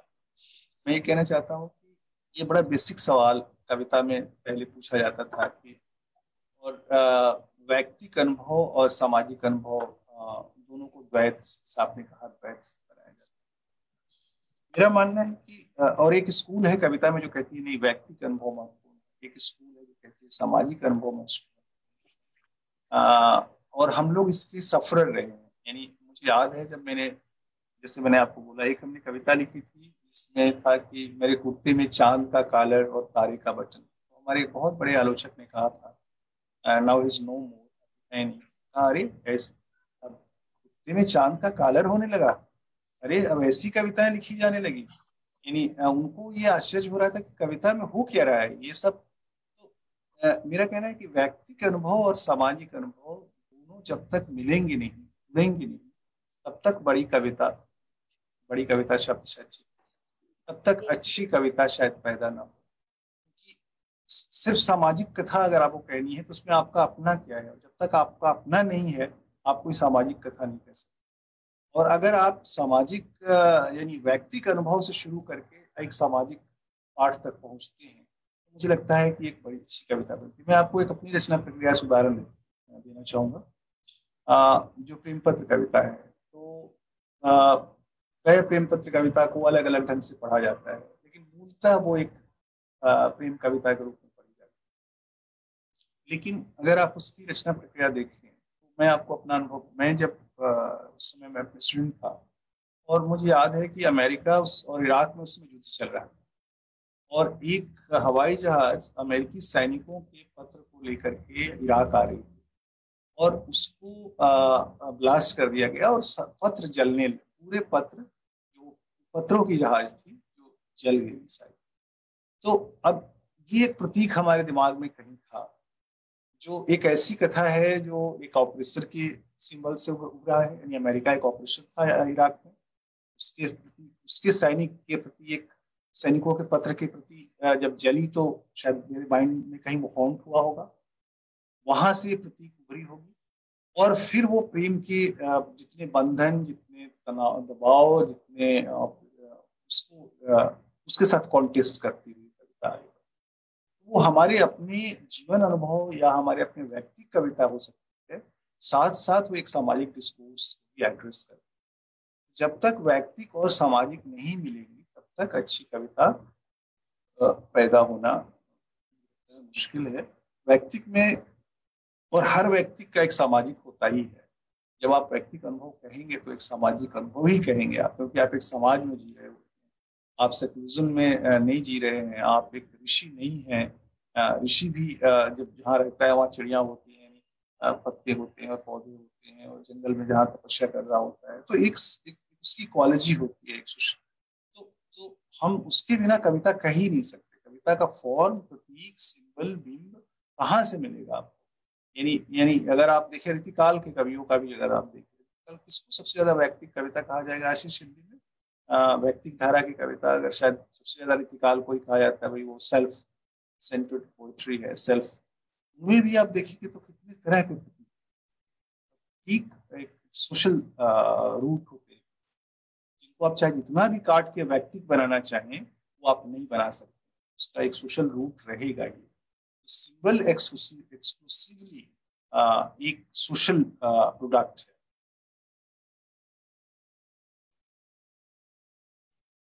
हमारे और आपके दोनों के मित्र सूर्य नारायण जी ने इलाहाबाद से ये सवाल पूछा है। मैं तो अक्सर उनके सवाल पढ़कर डर जाता हूँ। अब आप डरेंगे या नहीं मुझे नहीं पता है, पर ये सवाल है उनका। बहुत ही प्यारे हमारे दोस्त हैं। सोशल डिस्कोर्स से कविता लिखने में कितनी मदद मिलती है? शायद उनके दिमाग में ये बात है कि आपने जब जिस जिस तरह से समाज विज्ञान के क्षेत्र में काम किया है, उसका आपकी कविता पर कोई असर हुआ है या नहीं हुआ? सूर्यनारायण का ये सवाल डराने वाला नहीं है ये सवाल खोलने वाला है। वो मुझे लगता है और ओपन अप करना चाहते हैं। और मुझे लगता है एकदम सही सवाल है सूर्य नारायण, बहुत बहुत धन्यवाद आपको इस सवाल के लिए। देखिए, अब मैं कभी कभी कहता हूँ कि अगर मैं कवि नहीं होता तो मैं ऐसा समाज वैज्ञानिक नहीं होता जैसा मैं हूँ, और अगर मैं समाज वैज्ञानिक नहीं होता तो ऐसा कवि नहीं होता जैसा मैं हूँ, फिर मैं किसी और तरह का कवि होता। हमारे और बहुत सारे मित्र जैसे कवि हैं, जैसे मैं नहीं कह रहा हूँ कोई मैं बहुत अलग तरह का कवि हूँ, लेकिन एक खास तरह का कवि, यानी सामाजिक डिस्कोर्स आपकी कविता में कैसे खाने में नमक की तरह आ जाए तो बहुत अच्छी बात है। लेकिन अगर वो पूरा खाना हो जाए, अगर वो वही चावल हो जाए, वही नमक ज्यादा हो जाए तो वो बेरस हो जाता है। सामाजिक डिस्कोर्स का कविता में आना, यानी मेरे कहना ये कहना है कि सामाजिक डिस्कोर्स और कविता अलग अलग नहीं है। कविता बनना एक सामाजिक प्रक्रिया का हिस्सा है और उसमें सामाजिक डिस्कोर्स आएगा। लेकिन सामाजिक डिस्कोर्स एक विमर्श, अगर विमर्श के शब्द में लेंगे, एक बौद्धिक विमर्श के रूप में अगर तो आप इससे आपका आशय भी है, तो वो कविता के साथ उसका बहुत ही कहते हैं ना बैलेंस रिश्ता होना चाहिए। थोड़ा भी इधर उधर, कहते हैं ना बहुत कठिन है डगर पंगट की, डगर पंगट की बहुत कठिन है, कभी भी आप गिर सकते हैं और विमर्श कभी भी आपको खा सकता है। जैसा कि आपने देखा होगा बहुत सारी सामाजिक विमर्श डोमिनेंट पोइट्री खराब कविता के रूप में आती है हमारे सामने, उसमें सिर्फ विमर्श ही विमर्श होता है। तो विमर्श चुटकी भर नमक की तरह, एक टेस्ट की तरह रहे, टेस्ट की तरह शायद सही शब्द नहीं है, उसकी आत्मा की तरह रहे तब कुछ। लेकिन अगर वो उसका श्रृंगार बन जाए तो मुझे लगता है कविता, मुझे लगता है मुझे सामाजिक विमर्श से मदद मिली है। यानी मेरा होरिज़न बड़ा हुआ है, मेरे प्रतीकों का फैलाव शायद, रेंज बढ़ा है। और रेंज की जरूरत है, लेकिन सीमा होती है आदमी के जीवन में, कितने बड़े रेंज उसका बनेगा उसकी भी सीमा होती है। लेकिन फिर भी क्योंकि व्यक्तित्व का विस्तार रुक जाता है, व्यक्तित्व का विकास रुक जाता है, कई बार डेविएट हो जाता है व्यक्तित्व, हमारा दूसरे दूसरे डायरेक्शन में चला जाता है। और वो सब हम लोगों के भीतर हो रहा होता है, हम अपने को देख नहीं पाते हैं। मुझे आज मैं किसी से बात कर रहा था, तो वो जो उपनिषदी कॉम्प्लेक्स है ना कि दो सुपर्णा सुजायता, यानी एक ही वृक्ष पर दो सूर्य बैठे हैं, एक खा रहा है दूसरा खाते हुए देख रहा है। तो अगर हम अपने को देखेंगे नहीं, खुद के भीतर एक साक्षी भाव नहीं रखेंगे, तो मुझे लगता है कि वो कमजोर है, और वो हो हम सबके साथ हो रहा है, हम सबके साथ होता है। इसलिए हमारी सिंबल की रेंज की सीमा है। लेकिन अगर सोशल डिस्कोर्स से मेरा जुड़ाव नहीं होता तो मेरे सिंबल का रेंज जितना है उतना भी नहीं होता, बहुत अकायामी कविता बनती और छोटी रेंज की कविता। बहुत बहुत धन्यवाद सूर्य नारायण जी का कि उन्होंने ये सवाल पूछा और इस बातचीत को एक और आयाम में जाने में मदद की हमारी। अगला सवाल हिंदी के बहुत ही महत्वपूर्ण आलोचक और हमारे वरिष्ठ जीवन सिंह जी ने पूछा है अलवर राजस्थान से। जीवन सिंह जी हमेशा हमारे इन आयोजनों में शामिल होते हैं और अपनी जिज्ञासाओं के माध्यम से हमें नए इलाकों में जाने में मदद करते हैं। उन्होंने पूछा है सभ्यता और सहजता का रिश्ता सामंजस्य का है या विरोध का या दोनों का? ये पहले तो मैं आपको प्रणाम करता हूँ, इतने दिन बाद आपसे 20-30 साल बाद आपसे संवाद करने को मिल रहा है मुझे। इस मंच का मैं इसलिए भी धन्यवाद देता हूँ कि आपसे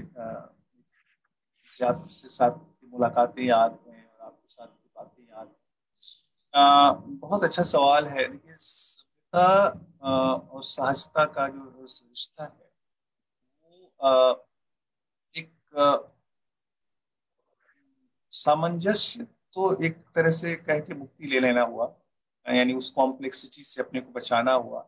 लेकिन एक दूसरे को रिशेप करते रहने का, कंडीशन करते रहने की का संबंध, यानी सहजता सभ्यता को रिशेप करे और सभ्यता ग्रो ही करती है सहजताओं के समाहन से। समाहन मतलब नॉट एप्रोप्रिएशन, एप्रोप्रिएशन मतलब खत्म करने के लिए नहीं, उनको यानी जो अच्छी सभ्यता है, विकसित सभ्यताएं होती हैं वो विकास के साथ अपने जीवन की सहजता को बचाए रखती हैं। अब आप पूछेंगे, जैसे जैसे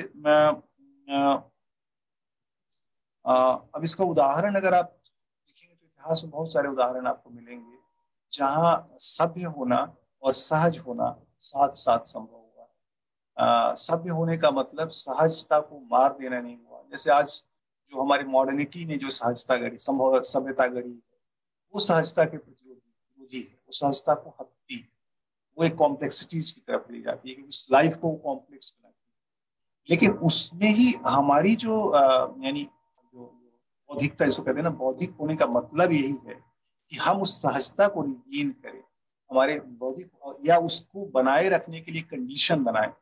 वो ऐसा नहीं होगा जैसे कि वो आप बौद्धिक कवि बन जाए तो उस सहजता को ही मारने में विश्वास करने लगे और आप सहजता ही रचने लगे। तो एक यानी मैं अपने लिए कह रहा हूँ, ये औरों को और करनी चाहिए जैसे, लेकिन मेरा कहना है कि हमारी जो सहजता को रिगेन करना ही सबसे बड़ी बौद्धिकता है किसी भी सभ्यता में।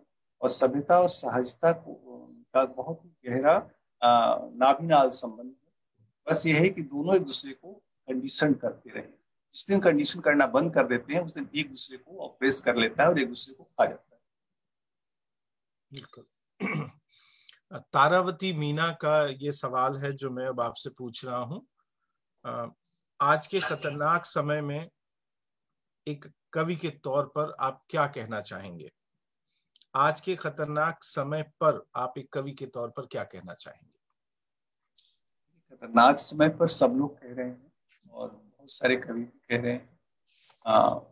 हर आदमी कह रहा है, हर आदमी लिख रहा है। लेकिन खतरनाक समय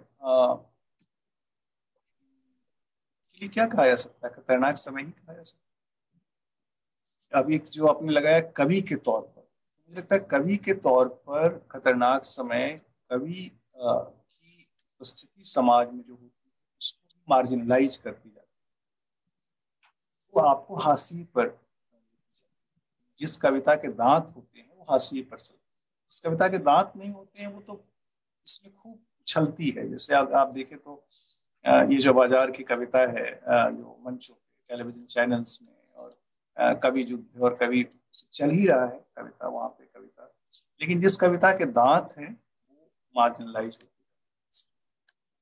खतरनाक समय तभी खतरनाक समय बनता है जब वो कविता को खत देता है, मारता जाता है। और मुझे लगता है कि इस समय में सबसे ज्यादा में कवि कवि सिर्फ एक प्रतीक है। कवि मतलब कवि, बौद्धिक, लेखक, सोचने वाले, जैसे जो जो हमारे प्राचीन समय में भी कवि एक प्रतीक ही हुआ करता था ना। करती कवि में वैद्य भी होते थे, कवि में तरह तरह के पेशे वाले भी कवि होते थे। तो अगर कवि को एक मेटा सिंबल के रूप में देखें तो सबके जो भी सोचने समझने वाले लोग हैं उनकी मार्जिनलाइजेशन का दौर। और कभी कभी मैं कहता हूँ अपने दोस्तों से कि मैं अखबारों में लिखता हूँ, लोग पढ़ते होंगे, बातें करते होंगे, लेकिन मैं सबसे ज्यादा अपने को कहते हैं कमजोर महसूस करता हूँ। शक्तिवान क्या है? पॉलिटिक्स, जो आपको डोमिनेट कर, आप कहते रहिए बौद्धिक, बौद्धिक सबसे ज्यादा मार्जिनलाइज हुआ है इस दौर में। आप ठीक है, आप अखबार में गाली दे दीजिए, लिख दीजिए, कर दीजिए, आलोचना कर दीजिए, लेकिन उसका कोई बहुत तो हम लोग मार्जिनलाइज हो रहे हैं, ये हमें मानना होगा। लेकिन उस मार्जिनलाइजेशन से मुक्ति तभी संभव होगी जब, जैसा मैंने कहा, कि हम अपनी शक्ति की मौलिक कल्पना करें।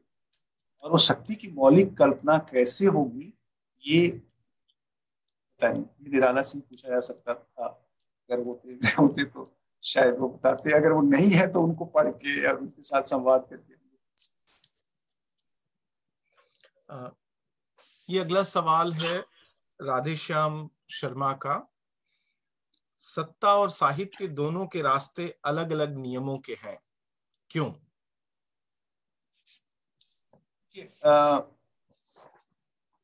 सत्ता और साहित्य के रास्ते अलग अलग जरूर हैं, अलग अलग नियमों के हैं। और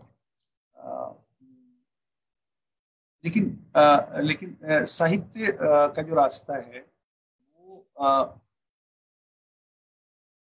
कहते हैं जो बहुत प्रखर डिसेंट का रास्ता है, और सत्ता का रास्ता आधिपत्य और समाहन का रास्ता है, आधिपत्य और एप्रोप्रिएशन का रास्ता है, जो किसी भी प्रतिरोध को या तो अपने में समाहित कर लेगी या फिर खत्म देगी। यानी जीवन वो सब कुछ अपनी तरह आपकी आवाज अपनी तरह की एक जैसा वो है, जैसा वो चाहे वैसे ही हो, ये सत्ता का रास्ता है।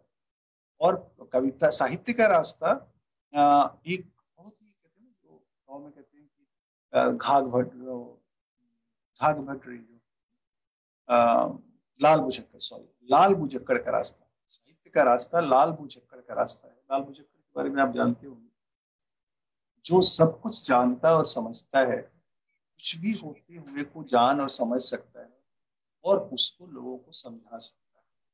तो साहित्य का रास्ता उस जानने और समझने की लाल बुझक्कड़ी का रास्ता है, और सत्ता का रास्ता दमन, एप्रोप्रिएशन और दोहन का रास्ता।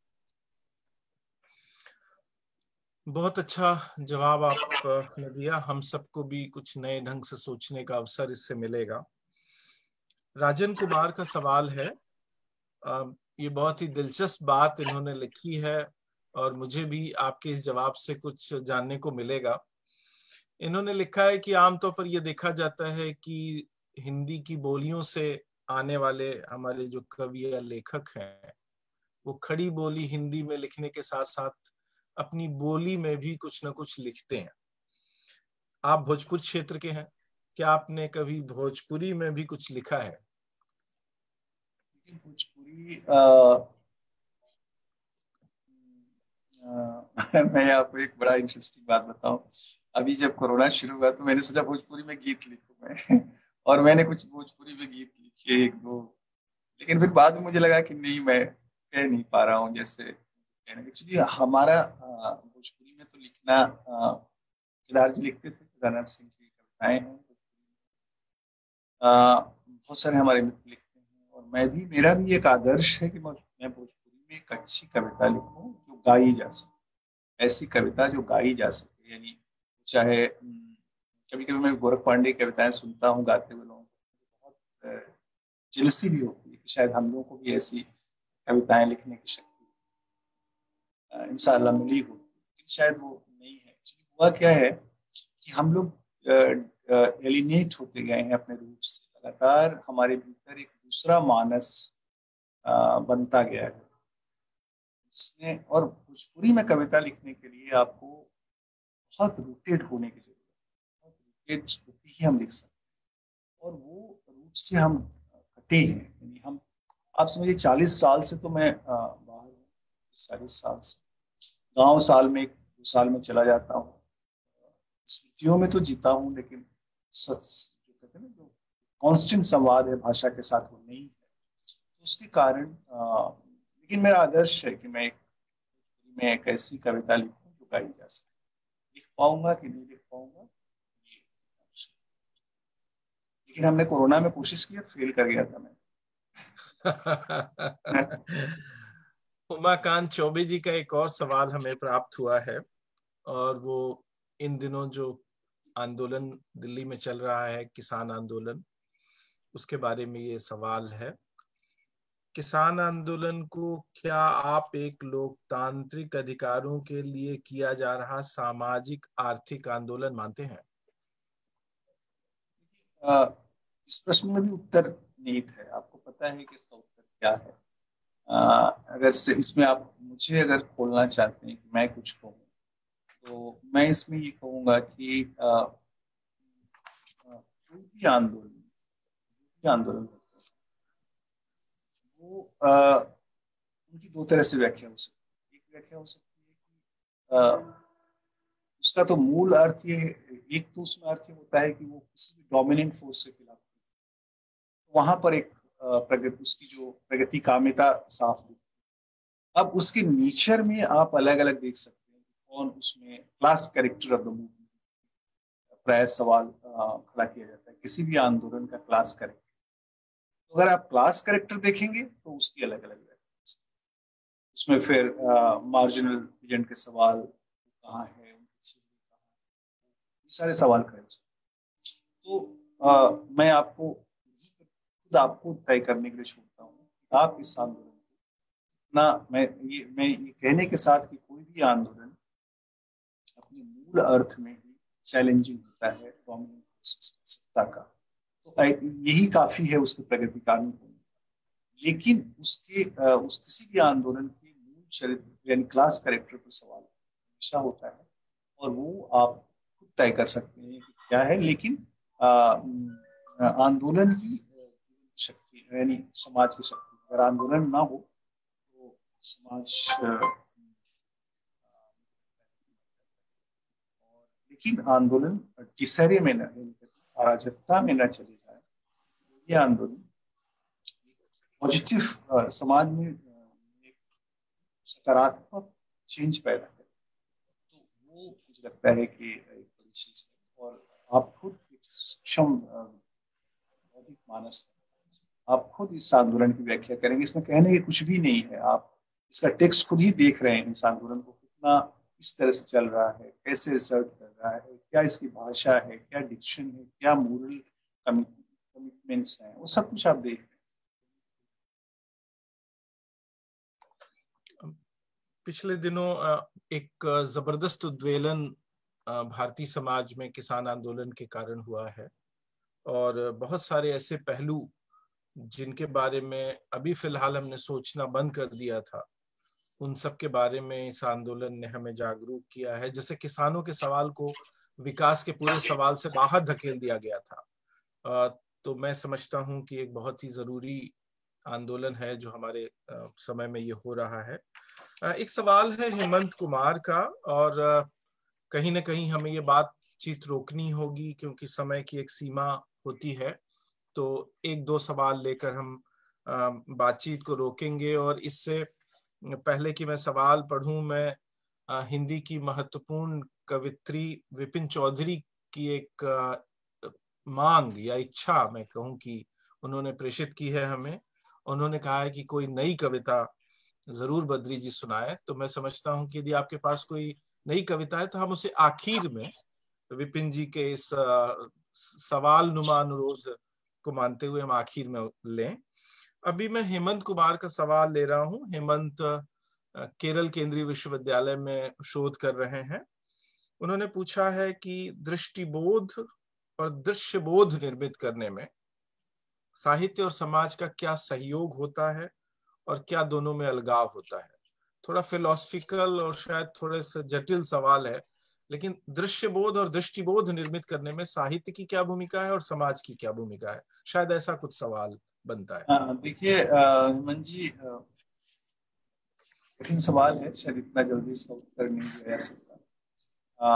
दृश्यबोध दृष्टिबोध दृष्टिबोध बड़ी चीज है, सतत चीज है, वो विजन है जो दृश्य बोधों से बनती है। यानी आप दृश्यबोध को अगर आप कहें तो अनुभव जगत है आपका। आप उसमें आप कहते हैं ना, लाइफ को आप एक्सपीरियंस कैसे करते हैं। एक तो उसमें दृश्य बहुत बड़ा माध्यम है, श्रवण, सुनना, टच करना, सुनना, और दृश्य देखना, विजुअल। तो विजुअल जो दृश्य जगत है वो आपके जीवन के अनुभव को रचता है, और उसके भीतर से उसका असर हमारे दृष्टिबोध पर पड़ता है। लेकिन दृष्टिबोध जो होता है वो एक कहते हैं ना, देखने का आर्ट ऑफ सीइंग, देखने का नजरिया जो है वो आपके नजरिया को रचता है।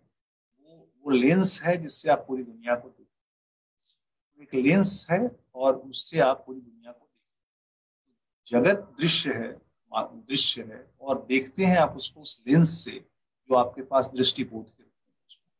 वो दृष्टिबोध आपके पढ़ने, लिखने, लर्निंग, जीवन अनुभव सबसे मिलके बनता है। दृश्यबोध जो होता है वो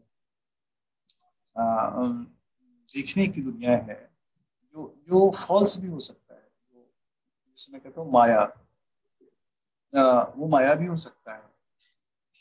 जो दिख रहा है वो सच नहीं हो सकता है, हो सकता है सच ना हो, सच हो दिख नहीं रहा हो। लेकिन दृष्टिबोध सबको मारते हुए, सबको पार करते हुए, पहाड़ों को उस पार जो है उसको भी देख सकता है। तो दृष्टिबोध ज्यादा बड़ी चीज है। और दृष्टिबोध जो दृश्य है मंडेन है, उसकी रेंज उतनी नहीं है। इसका कहते हैं ना देखा हुआ, मैंने देखा है, वो गवाह बयान देता है, गवाह बदल जाता है, अभी कहता है देखा है, फिर कुछ कहता है कि ये था, ये नहीं। सांप है कि रस्सी है, रस्सी है कि सांप है, ये पूरा आप डिस्कोर्स जानते ही है, उसमें उलझ जाता है। लेकिन दृष्टिबोध वो बता सकता है कि है क्या मामला। ये एक बहुत ही दिलचस्प सवाल हमारे युवा साथी दीपक शर्मा ने पूछा है। मुझे लगता है कि दीपक अभी अभी नई सरकारी नौकरी में गए हैं, इसलिए एक असमंजस है उनके दिमाग में कि सरकारी नौकर रहते हुए कैसी कविता लिखनी चाहिए। तो वो आपसे पूछ रहे हैं ये बात। वे लिखते हैं कि आप सरकारी नौकरी कर रहे हो तो कविता में सवाल, सरकार पर सवाल उठाना उचित नहीं है। इसमें कितनी सच्चाई है? या सत्ता की अव्यवस्था पर लिखा जाए तो कैसे लिखा जाए? देखिए, तो बहुत प्रैक्टिकल सवाल है। और अगर आप की जो नौकरी है गवर्नमेंट ऑफ इंडिया के कोड ऑफ कंडक्ट से गवर्न, देयर आर पोजीशंस जो कि, जैसे मैं एज प्रोफेसर कुछ भी कह सकता हूँ, एज डायरेक्टर में सब कुछ नहीं कह सकता। तो आपकी पोस्ट आपकी सेंसरिंग कर देती है। जैसे एज ए वाइस चांसलर आप बहुत सी बातें नहीं कह सकते, एज ए प्रोफेसर आप कह सकते। तो अगर आप किसी आईएएस हैं, आप किसी ऐसी जगह पे हैं, तो आपको आपके कोड ऑफ कंडक्ट होते हैं जिसके आधार पे आपकी क्या कहना है क्या नहीं कहना है। अगर लेकिन कहना तो एक ऐसी चीज है जो आपको कहना ही है, चाहे आप सत्ता में हैं, चाहे आप मंत्री हैं, चाहे आप वाइस चांसलर हैं या आईएएस हैं। आपको जो कहने की चाह है वो तो आपको आपको कहलवा देगी। भले ही आप लिख के कहें, भले आप बोल के कहें, भले भले आप जैसे कहें। ऐसे में ही जो एक सेंसरिंग के दौर में जब आपकी जॉब आपको सेंसर करती है, तब एक ऐसा माध्यम आपको मिलता है जिसमें आप इंडायरेक्टली अपनी बातें कहते हैं। जैसे आपको पता होगा कि बंकिम हरिश्चंद्र वगैरह की कविताएं उस समय कॉलोनियल टाइम में कैसे मार कर रही, कैसे प्रतीकों में बातें कर रही, जिसकी आज व्याख्या करते हुए वो तो सरकार का गुण गा रहे थे, जबकि वो कुछ और बात कह रहे थे उसमें। तो बहुत तरह के आपको रास्ते देती है, हास्य व्यंग के थ्रू, स्टायर के थ्रू, बहुत सारी चीजें आती हैं। तो कहना, आप कहने को रोक नहीं सकते। अगर आप कवि हैं, रचनाकार हैं, तो आप कहेंगे। कैसे कहना है, किस कंडीशन में कहना है, ये आपको तय करना है। जैसे मुझसे बहुत सारे लोग कहते हैं भाई आप तो पहले बहुत ऐसे बोलते थे, अब आप नहीं बोलते। तो हमने कहा भाई बोलते हैं, लेकिन आप हमारे बिटवीन द लाइंस पढ़ लो ना। हर चीज को एक ही तरह से नहीं कहा जा सकता। हर क्षण चीजें बदलती हैं, समय बदलता है, तो आपकी चुनौतियां बदलती हैं, कहन का ढंग बदलता है। लेकिन कहना जरूरी है, बिना कहे आप रह नहीं सकते। चाहे आप आईएएस हो, चाहे आप मंत्री हो। आपको पता है बहुत सारे डेरेक वॉलकॉट, बहुत सारे जो हमारे वेस्ट में, अफ्रीकन कंट्रीज में कुवैट्स मंत्री, राष्ट्रपति हुए हैं, प्राइम मिनिस्टर्स हुए हैं, सरकारी नौकरियों में हैं, और उन्होंने अपने डिसेंट की कविताएं कही हैं। लेकिन उनको आप सेंसर नहीं कर सकते कि आपने कोर्ट में, आजकल क्या होता है ना कि तुरंत कोर्ट में चले जाएंगे, देखिए इन्होंने साहब हमारी भावना को हर्ट किया, इसलिए इनके खिलाफ कोर्ट में जा रहे हैं। आपको एक ऐसी भाषा याद करनी होगी जिसको कोर्ट में आपको कोई न ले जाए, नहीं तो फिर कोर्ट में लड़ते बीत जाएगा, कविता छूट जाएगा। संतन को कहा सिकरीसो का मावत जात कन्हैया छूटी, तो कोर्ट में के कारण सारा कुछ खत्म हो जाएगा। ये सारी संकट होता है। मुझे लगता है आपकी नौकरी से तय होगा किस तरह की नौकरी है। अगर आप टीचर हैं तो मुझे लगता है ज्यादा छूट है आपको, प्रोफेसर हैं तो ज्यादा छूट है, अगर आप आईएएस हैं तो शायद थोड़ा कम छूट है आपको। जैसे हमारे दोस्त महेश रंगराजन हुआ करते थे, घर पे बड़े हिस्टोरियन है अशोका यूनिवर्सिटी में। एक बार एक मीटिंग थी तो वहाँ वो नहीं आए। मैंने कहा आप क्यों नहीं आए? उन्होंने कहा कि देखो हमारी जॉब है, उस समय वो नेहरू म्यूजियम के डायरेक्टर थे। उन्होंने बोला हमारी जॉब गवर्नमेंट ऑफ इंडिया के कोर्ट से गवर्न होती है, इसलिए हम नहीं जा सकते। तो ये तो आपको तय करना है कहाँ आप जाएंगे। मुझे लगता है कि इस सिलसिले में हमें बर्तोल्ट ब्रेख्त को याद करना चाहिए, जो हिटलर की जर्मनी के एक बड़े लेखक और निर्देशक थे, थिएटर करते थे, उन्होंने एक नाटक लिखा है लाइफ ऑफ गैलीलियो, जो हिंदी में गैलीलियो के जीवन के नाम से छपा है। उसमें ब्रेख्त एक बहुत ही महत्वपूर्ण बात कहते हैं, और वो ये कहते हैं कि यदि जीना और आगे काम करना ज्यादा जरूरी है, इसके बजाय कि तत्काल सत्ता तंत्र से भिड़ा जाए, यदि आत्महत्या करना ठीक नहीं है। गैलीलियो, जैसा कि हम देखते हैं कि गैलीलियो जब युवा थे, उन्होंने जब कहा कि पृथ्वी सूर्य के चारों ओर चक्कर लगाती है और ये एंटी बाइबल चीज थी, उन्हें चर्च ने और राजा ने बुलाया, और गैलीलियो ने, युवा गैलीलियो ने चर्च और राजा से माफी मांग ली कि मैंने गलत कहा है। और गैलीलियो जीवन भर आर्किमिडीज के सिद्धांत पर काम करते रहे, और जीवन के आखिरी दिनों में जब वो अत्यंत अशक्त हो गए, तो उन्होंने वो अपनी पुरानी किताब जिसमें उन्होंने कहा था पृथ्वी सूर्य के चारों ओर चक्कर लगाती है, वो वापस निकाली, और फिर राजा और चर्च के सामने खड़े हुए, और उन्होंने कहा कि नहीं, जो मैंने आज से इतने साल पहले कहा था वही सही था, पृथ्वी वाकई सूर्य के चारों ओर चक्कर लगाती है। तो बिल्कुल उचित कहा आपने, हमें रणनीतियां बनानी पड़ती हैं कि कब, कहां, किन परिस्थितियों में कैसी और कितनी बात कही जाए।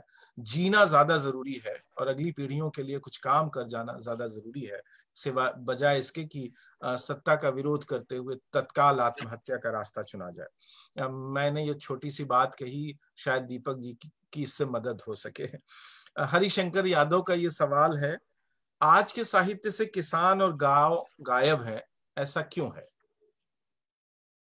देखिए, हरिशंकर जी, आज की ही नहीं, मुझे लगता है कि पिछले काफी सालों से किसान सोशल डिस्को में, यानी हमारी एकेडमिक राइटिंग से तो गायब ही रहा है। किसानों पर अच्छा रिसर्च आपको इस मूवमेंट के, यानी इसके कुछ साल पहले से तक, आपने 20 सालों का अगर इकोनॉमिक एंड पॉलिटिकल वीकली आप निकाल लें, जो रिसर्च के आर्टिकल्स आपके हैं, शायद विजन पर कम आर्टिकल मिलेंगे, शायद नहीं मिलेंगे, आपको बहुत कम मिलेंगे। साहित्य में भी ऐसा हुआ है, और साहित्य में ऐसा इसलिए हुआ क्योंकि जो साहित्य का जो स्फीयर है वो अर्बन मिडिल क्लास से डोमिनेटेड, मध्यवर्गीय, शहरी मध्यवर्गीय, यानी ग्रामीण लोग भी जो शहरी हो गए, हम लोग जैसे लोग, शहरी मध्यवर्गीय उसका दौर का डोमिनेशन का स्फीयर है ये। और वो उसमें जो जो शहरी एक्सपीरियंसेस हैं वो हमारे दैनंदिन जीवन में डोमिनेंट रहते हैं, इसलिए हम उस तरह की कविताएं लिखते हैं, उस तरह के अनुभवों को कविता में ले आते हैं, क्योंकि जैसा हम जीते हैं वैसा कहते हैं, इस तरह की जो बातें हैं। गाँव के जो अपने कवि थे, जो लोक कवि, वो आज भी हैं। आप देख रहे होंगे जिस तरह से तमाम कविताएं अभी भी, अब तो मीडिया, ये सोशल मीडिया पे आने लगी हैं, तो वहाँ के अपने लोक कवि गाँव की बात, गाँव का दुख, गाँव का दर्द कहते रहे हैं। वो एक बहुत बड़ी धारा है, ये कविताओं की में एक गाँव की कविताओं की धारा, किसानों की कविताओं की धारा, जिस पर बात नहीं होती है। लोग ये कविता कहते ही उसको डिवैल्यू कर देते हैं, लेकिन वो एक बहुत बड़ी डिसेंटिंग धारा है, अगर आप इस पर रिसर्च भी शायद नहीं हुआ है उस तरह से। तो लेकिन हिंदी कविता की जो दुनिया है वो तो बहुत छोटी दुनिया है। कविता बहुत ही छोटी दुनिया की कविता है, बहुत ही वनरेबल कविता है, बहुत ही कमजोर कविता है। क्षमा करिएगा इस शब्द का इस्तेमाल करते हैं, कमजोर इस सेंस में, अभी की, मैं पुरानी रेंज की बात नहीं, कि हमारा जीवन अनुभव इतना छोटा होता गया है। अब तो और भी छोटा हो गया, कोरोना में अपने घर में जियो और व्हाट्सएप पे रहो, सोशल मीडिया पे रहो। तो अब ऐसे में किस कविता की आप कामना कर रहे हैं? कौन सी कविता? उसमें किसान कैसे आएगा, इसमें मजदूर कैसे आएगा? इसमें मजदूर जो वहां से डिस्प्लेस्ड होकर जा रहा था, उसको हम अपने घरों की खिड़कियों से बैठ के देख रहे हैं। तो बस आप इम्पैथी कर सकते हैं उसके साथ। और जब तक आप उसके जीवन संघर्ष में शामिल नहीं होंगे, तब तक शायद इतनी बड़ी बात नहीं बनेगी आपकी कविता में। तो मेरा ये कहना है कि हिंदी कविता, अभी की हिंदी कविता मध्यवर्गीय, एक तरह से एक मध्यवर्गीय,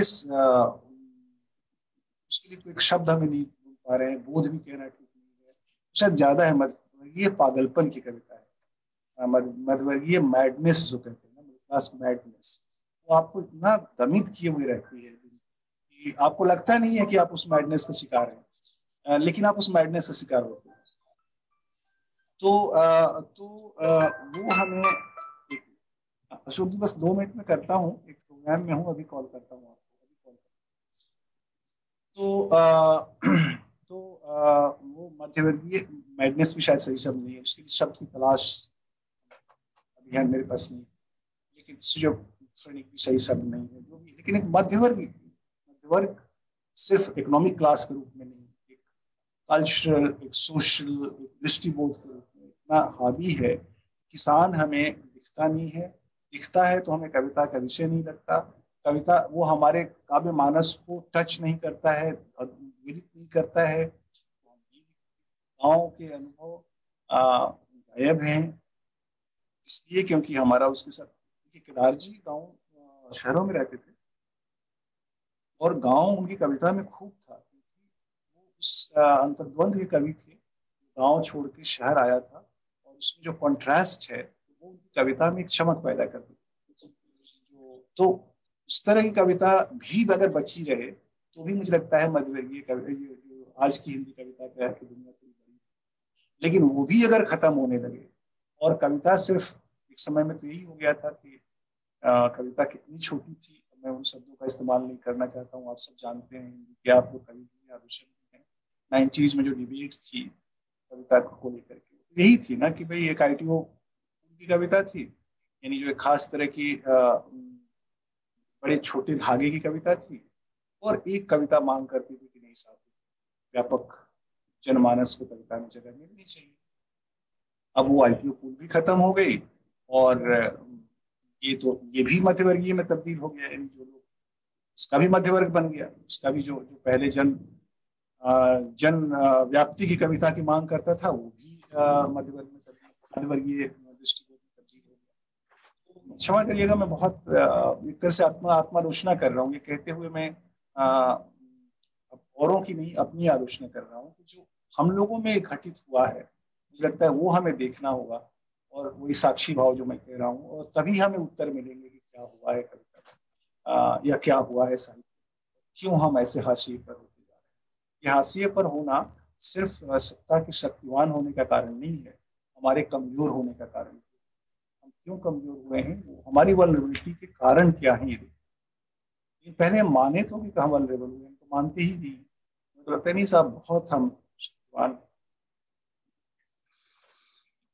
बहुत बहुत धन्यवाद आपका इन सवालों के जवाब देने के लिए, और उन सभी का भी धन्यवाद जिन्होंने आज इस आयोजन में शामिल होकर सवाल पूछे और बातचीत को अलग अलग दिशाओं में जाने का अवसर दिया, और उनके सवालों के माध्यम से हिंदी के बहुत महत्वपूर्ण कवि और समाज विज्ञानी प्रोफेसर बद्री नारायण जी के विविध दृष्टिकोण हमारे सामने उभर कर आए, और उनके विचारों को नजदीक से जानने का अवसर हमें मिला। कई सवाल हमें समय की कमी के कारण छोड़ देने पड़े हैं। मैं अपने उन सभी दर्शकों से क्षमा चाहता हूं जिनके सवाल हम अभी फिलहाल छोड़ रहे हैं। हम उम्मीद करते हैं कि फिर कभी ऐसा ही कोई अवसर मिलेगा जिसमें हम बद्री नारायण जी से बातें करेंगे और सवाल पूछेंगे। अभी इससे पहले कि मैं औपचारिक रूप से इस कार्यक्रम का समापन करूं, जैसा कि हमारी युवा कवि मित्र विपिन चौधरी जी ने आग्रह किया था कि हम इस बातचीत का समापन बद्री नारायण जी की किसी नई कविता से करें, तो मैं बद्री नारायण जी से आग्रह करता हूं कि हम सब के लिए एक नई कविता का पाठ करें।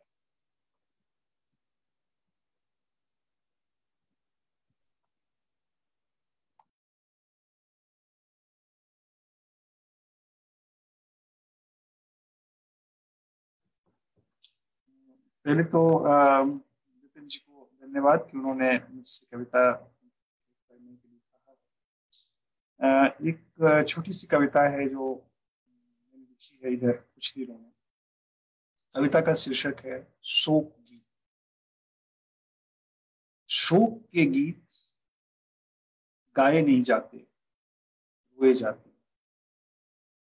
शोक के गीत गाए नहीं जाते, रोए जाते हैं। रोए भी नहीं जाते शोक के गीत, कभी चीखे कभी चिल्लाए जाते, कभी चीखे कभी चिल्लाए जाते हैं। शोक के गीत एक ही साथ गाए, रोए, हंसे और चित्कारे जाते हैं। शोक शोक के गीत अब लिखे ही नहीं जाते, गाए क्या जाएंगे खाक। शोक के गीत अब लिखे ही नहीं जाते, गाए क्या जाएंगे खाक। कविता समाप्त। बहुत बहुत धन्यवाद इस कविता के लिए। बद्री नारायण जी हिंदी की समकालीन परिदृश्य में एक ऐसे कवि हैं जिन्हें आप बहुत आसानी से हार्दिकता का कवि कह सकते हैं। उनकी कविता में विचार जितना मूल्यवान है, महत्वपूर्ण है, उससे कम महत्वपूर्ण, बल्कि एक तरह से जो संचालक शक्ति है वो हृदय है, दिल है, और उसकी एक वानगी हमने इस कविता में भी देखी। बहुत बहुत धन्यवाद प्रोफेसर बद्री नारायण जी आपका कि आपने अपने अमूल्य समय में से समय निकालकर हमें दिया और हमारे दर्शकों के, पाठकों के सवालों के जवाब दिए। मैं उम्मीद करता हूं कि आगे जब कभी मौका मिलेगा राजपाल एंड सन्स के इस फेसबुक पेज पर आपसे फिर बातें करने का अवसर मिलेगा। आपका बहुत बहुत धन्यवाद, और धन्यवाद सभी दर्शकों का जो बड़ी मात्रा में आज इस आयोजन में जुड़े और जिन्होंने अपने सवाल पूछे। अगले हफ्ते रविवार को शाम 6 बजे फिर एक और लेखक के साथ हम हाजिर होंगे। तब तक इंतजार करें, अपना ख्याल रखें। बहुत बहुत धन्यवाद। नमस्कार। मैं आभारी हूँ आशीष का, इतना कंफर्टेबल बनाने का हमको कि हम इतना बोल पाए, क्योंकि ये भी एक बहुत बड़ी बात होती है कि, और राजपाल एंड सन्स को आभार और धन्यवाद है ही, और उन सबका जिन्होंने बहुत अच्छे सवाल किए और उन सवालों ने मुझे बोलने के या खुलने के रास्ते दिए। आप सबका बहुत, और मैं बहुत प्रभावित हुआ आपके सवालों से। बहुत बहुत धन्यवाद आशीष, आपको भी, राजपाल को और श्रोताओं को इसमें शामिल हुआ। बहुत बहुत धन्यवाद।